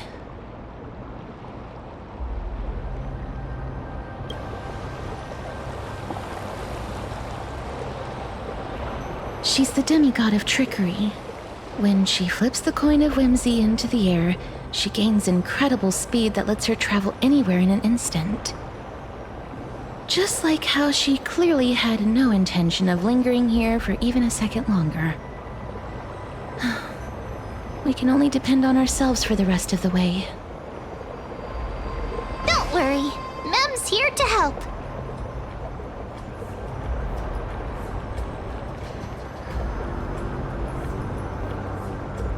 Being cute isn't my only forte. I'm strong, too.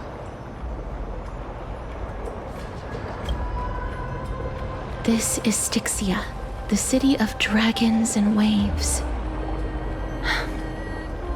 Anaxa hypothesizes that the missing Thanatos is somewhere in these ruins. This is the land of their birth. Or perhaps of their death.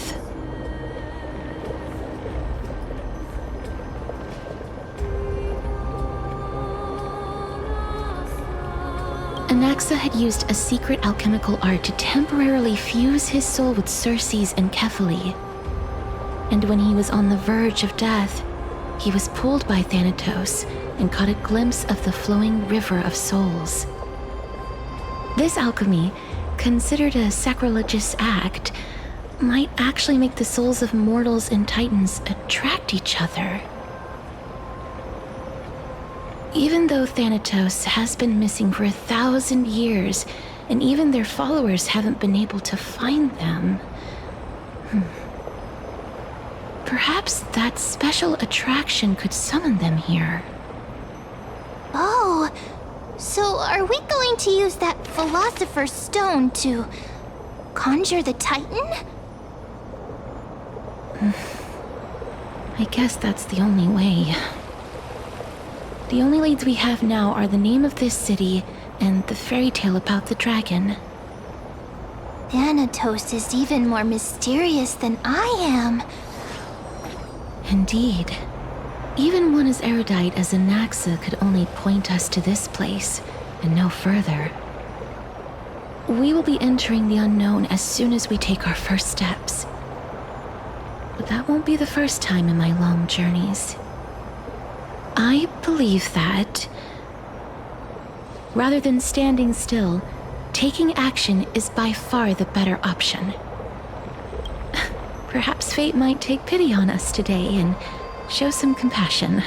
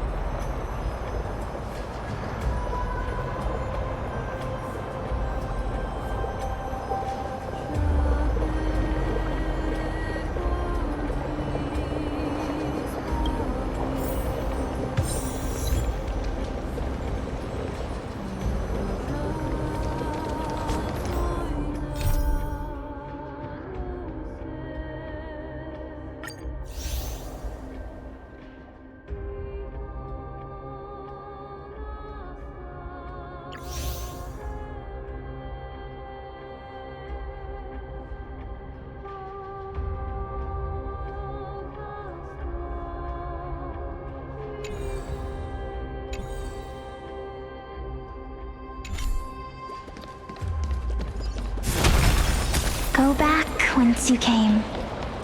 Go back. Ahead lies the realm of the dead.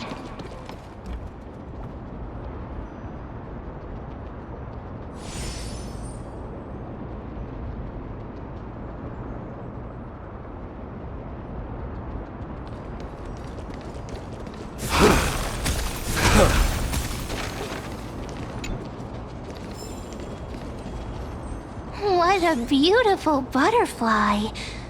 Is it talking to us?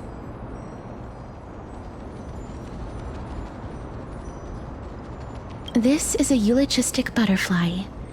They are found in places where many have met their demise.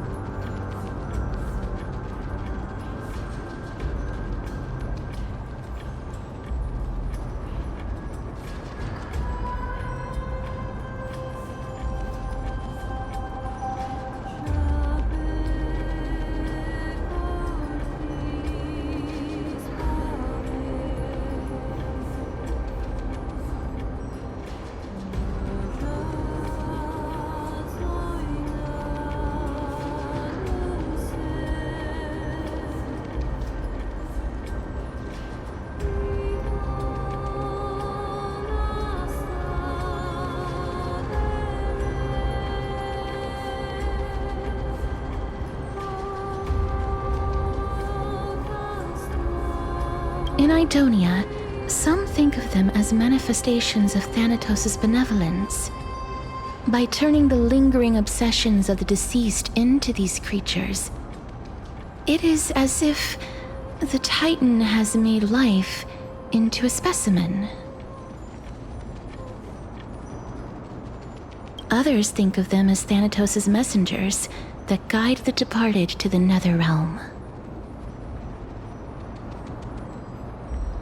The second theory sounds more believable. After all, the things they're saying are rather, direct. Perhaps. But the fact that we're able to hear their whispers proves that we're fast approaching the realm of the dead.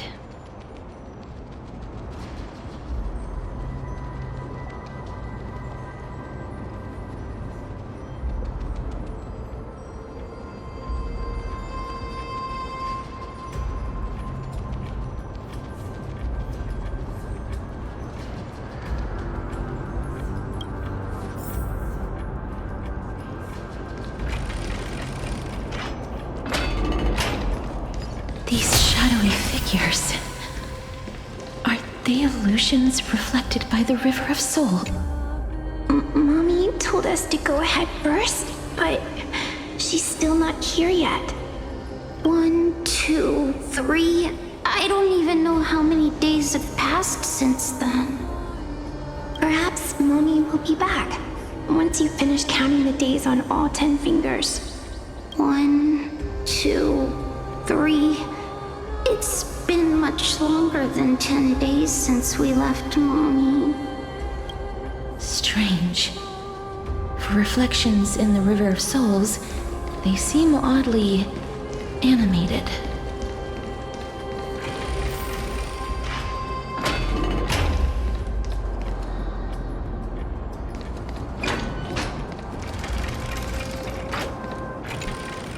But, Master, did that lady really lie to us?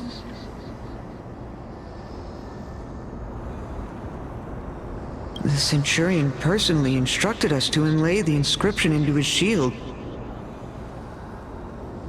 But now she's taken it away. My child, that shield can never be cast. And there's no need for it anymore.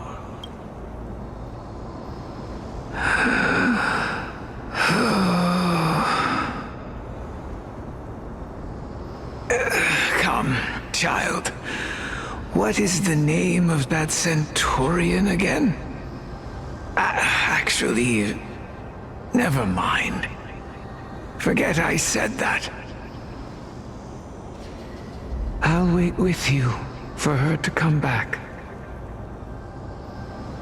When that happens, you'll be able to keep making shields. Don't be afraid, pal. Let's open our eyes wide, together.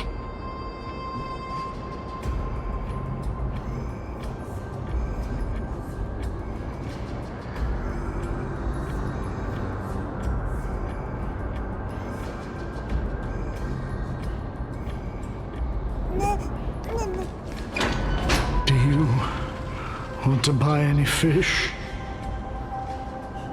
Huh? He can see us? Wait.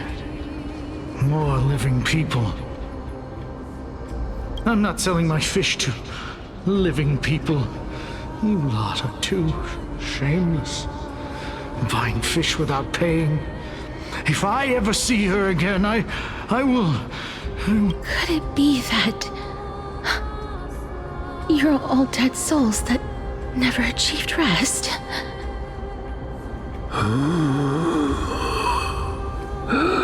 The nether realm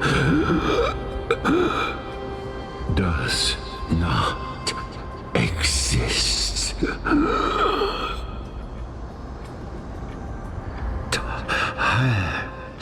Titan rejects you. Me.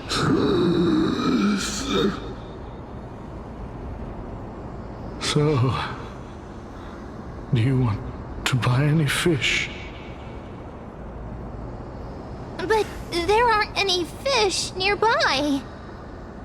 Other fish gone. The people are gone too. I can only keep selling fish. So, do you want to buy any fish?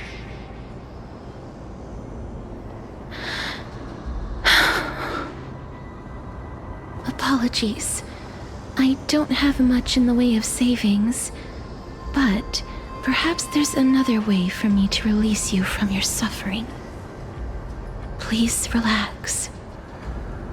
May you fall asleep peacefully amid a gentle field of flowers. This.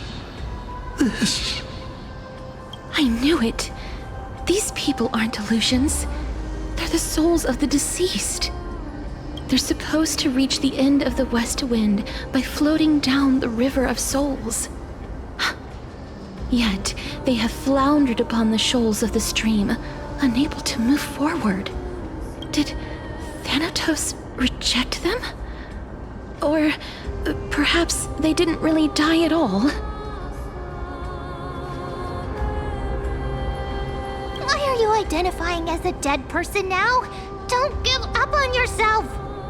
I have no idea. This circumstance is completely unprecedented. Hang on.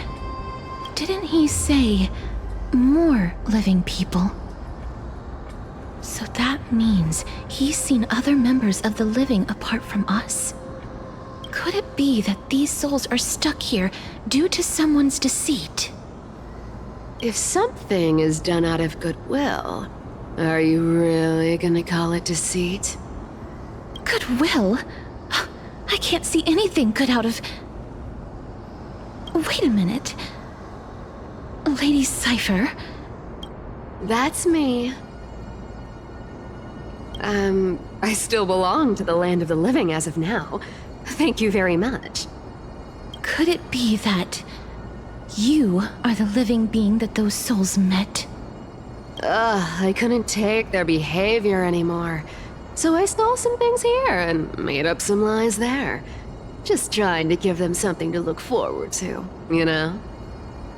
It's because of vile living creatures like you that we're being misunderstood by all of them. What else am I supposed to do? You can see the mess this place is in. These poor souls are denied by the Nether Realm. So now they're stuck in a few brief moments of their life, unable to move forward or back.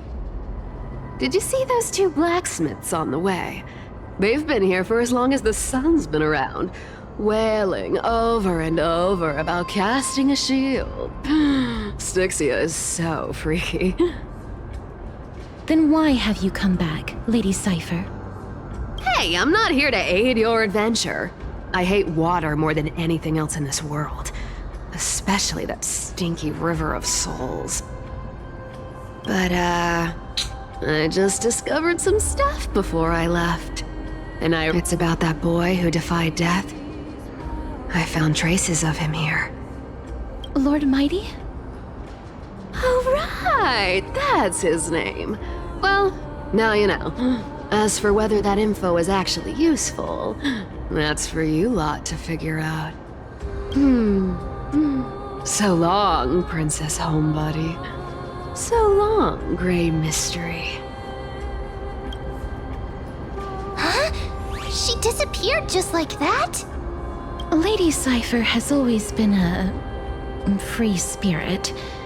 In any case, she has brought us some valuable information. If Lord Mighty is also somewhere along the river shoals right now, then he will certainly become our signpost. After all, he's different from those wandering souls. He will find his way, even in the realm of the dead.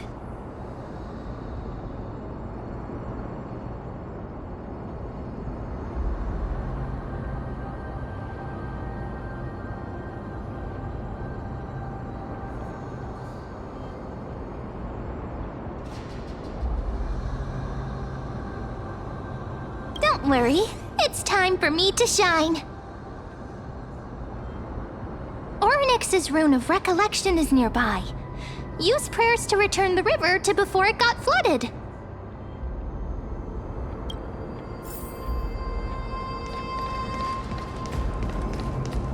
Hey, over here!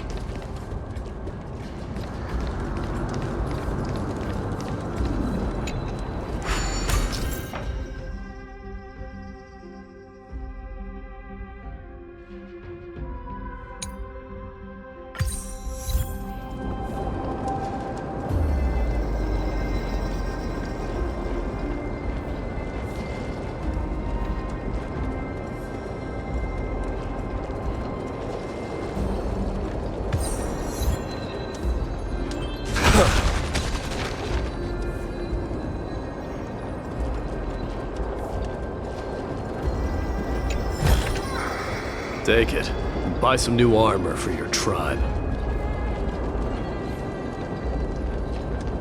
Ornyx's miracle has appeared. Amazing! It's like we're inside a giant bubble. Even the river got parted.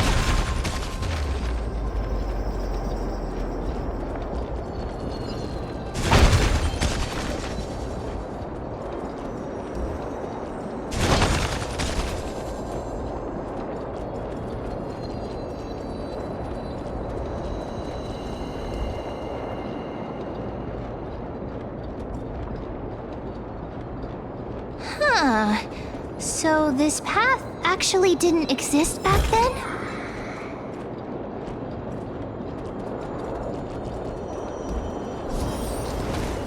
There are wandering souls of the deceased here as well. We must first return to the present before we can communicate with them. Ah, by the looks of it, you must be the foreign warriors that the Queen had mentioned, right? Since the current campaign requires the utmost care, I wasn't able to make time to welcome all of you. Please, forgive me. Foreign warriors? A priestess, a warrior, and a divine beast. You look identical to the blessed saviors that the Queen described.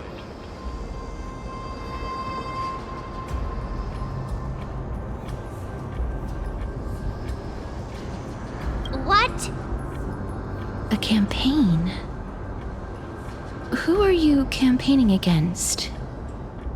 Nobody knows, as of now.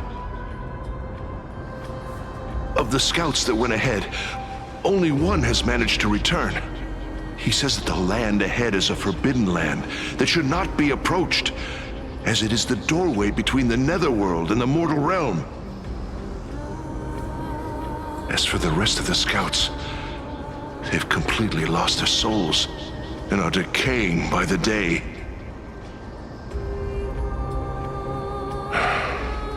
While there is still dissension within the city, the scholars agree that this calamity was so unprecedented that it needed to be given a new designation. An unprecedented calamity. Could it be death? It seems that you have indeed heard about this. Well, death is just one of the possibilities. It's too early to come to a definitive conclusion. A world that has never seen death. Looks like these people lived in the era Chrysia before the Calamity Titans descended upon the land. May I ask, where is the scout who managed to come back? So he returned to Styxia. He only had enough left in him to last no more than half a day. However, it was his intel that convinced us to rally together. He said that he witnessed the demonic specter of an evil dragon at that treacherous land. The apparition opened its giant maw and devoured everything in sight, and thus brought Styxia that thing called death. Styxia. An evil dragon that brings death. It all sounds rather familiar. Wait, wasn't this part of that fable? Sir, could I ask how the Queen and Princess are doing? The Queen?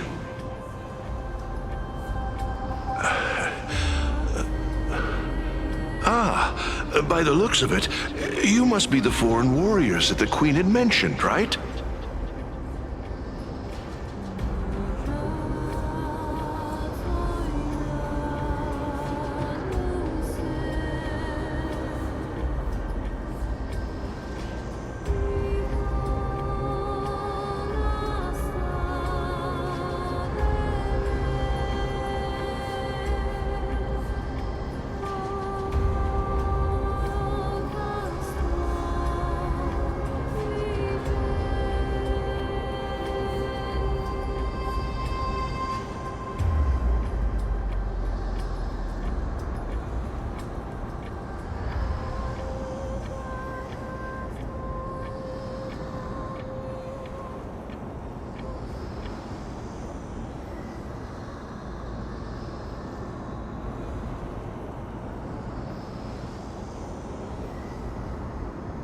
It's the same lines. Looks like he's still trapped in the moments before his death. Leave it to me. Sir, the war ended long ago. Styxia no longer exists. Styxia is no more? This cannot stand! Newcomers, hurry up and go take your positions! Oh, looks like it's difficult for this gentleman to accept reality. Sir, I am the Maiden of War, sent here by the Queen herself. If you accept my blessing, then today's battle will be smooth sailing.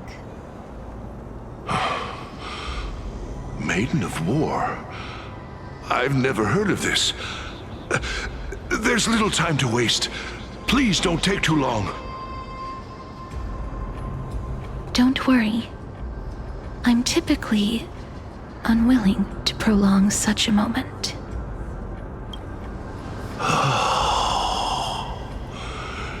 Is it over? Have we... Cass! Oh, are you alright? I'm fine. I just didn't expect that I would still have to embalm others, even in the realm of the dead. Is this a remnant of his soul?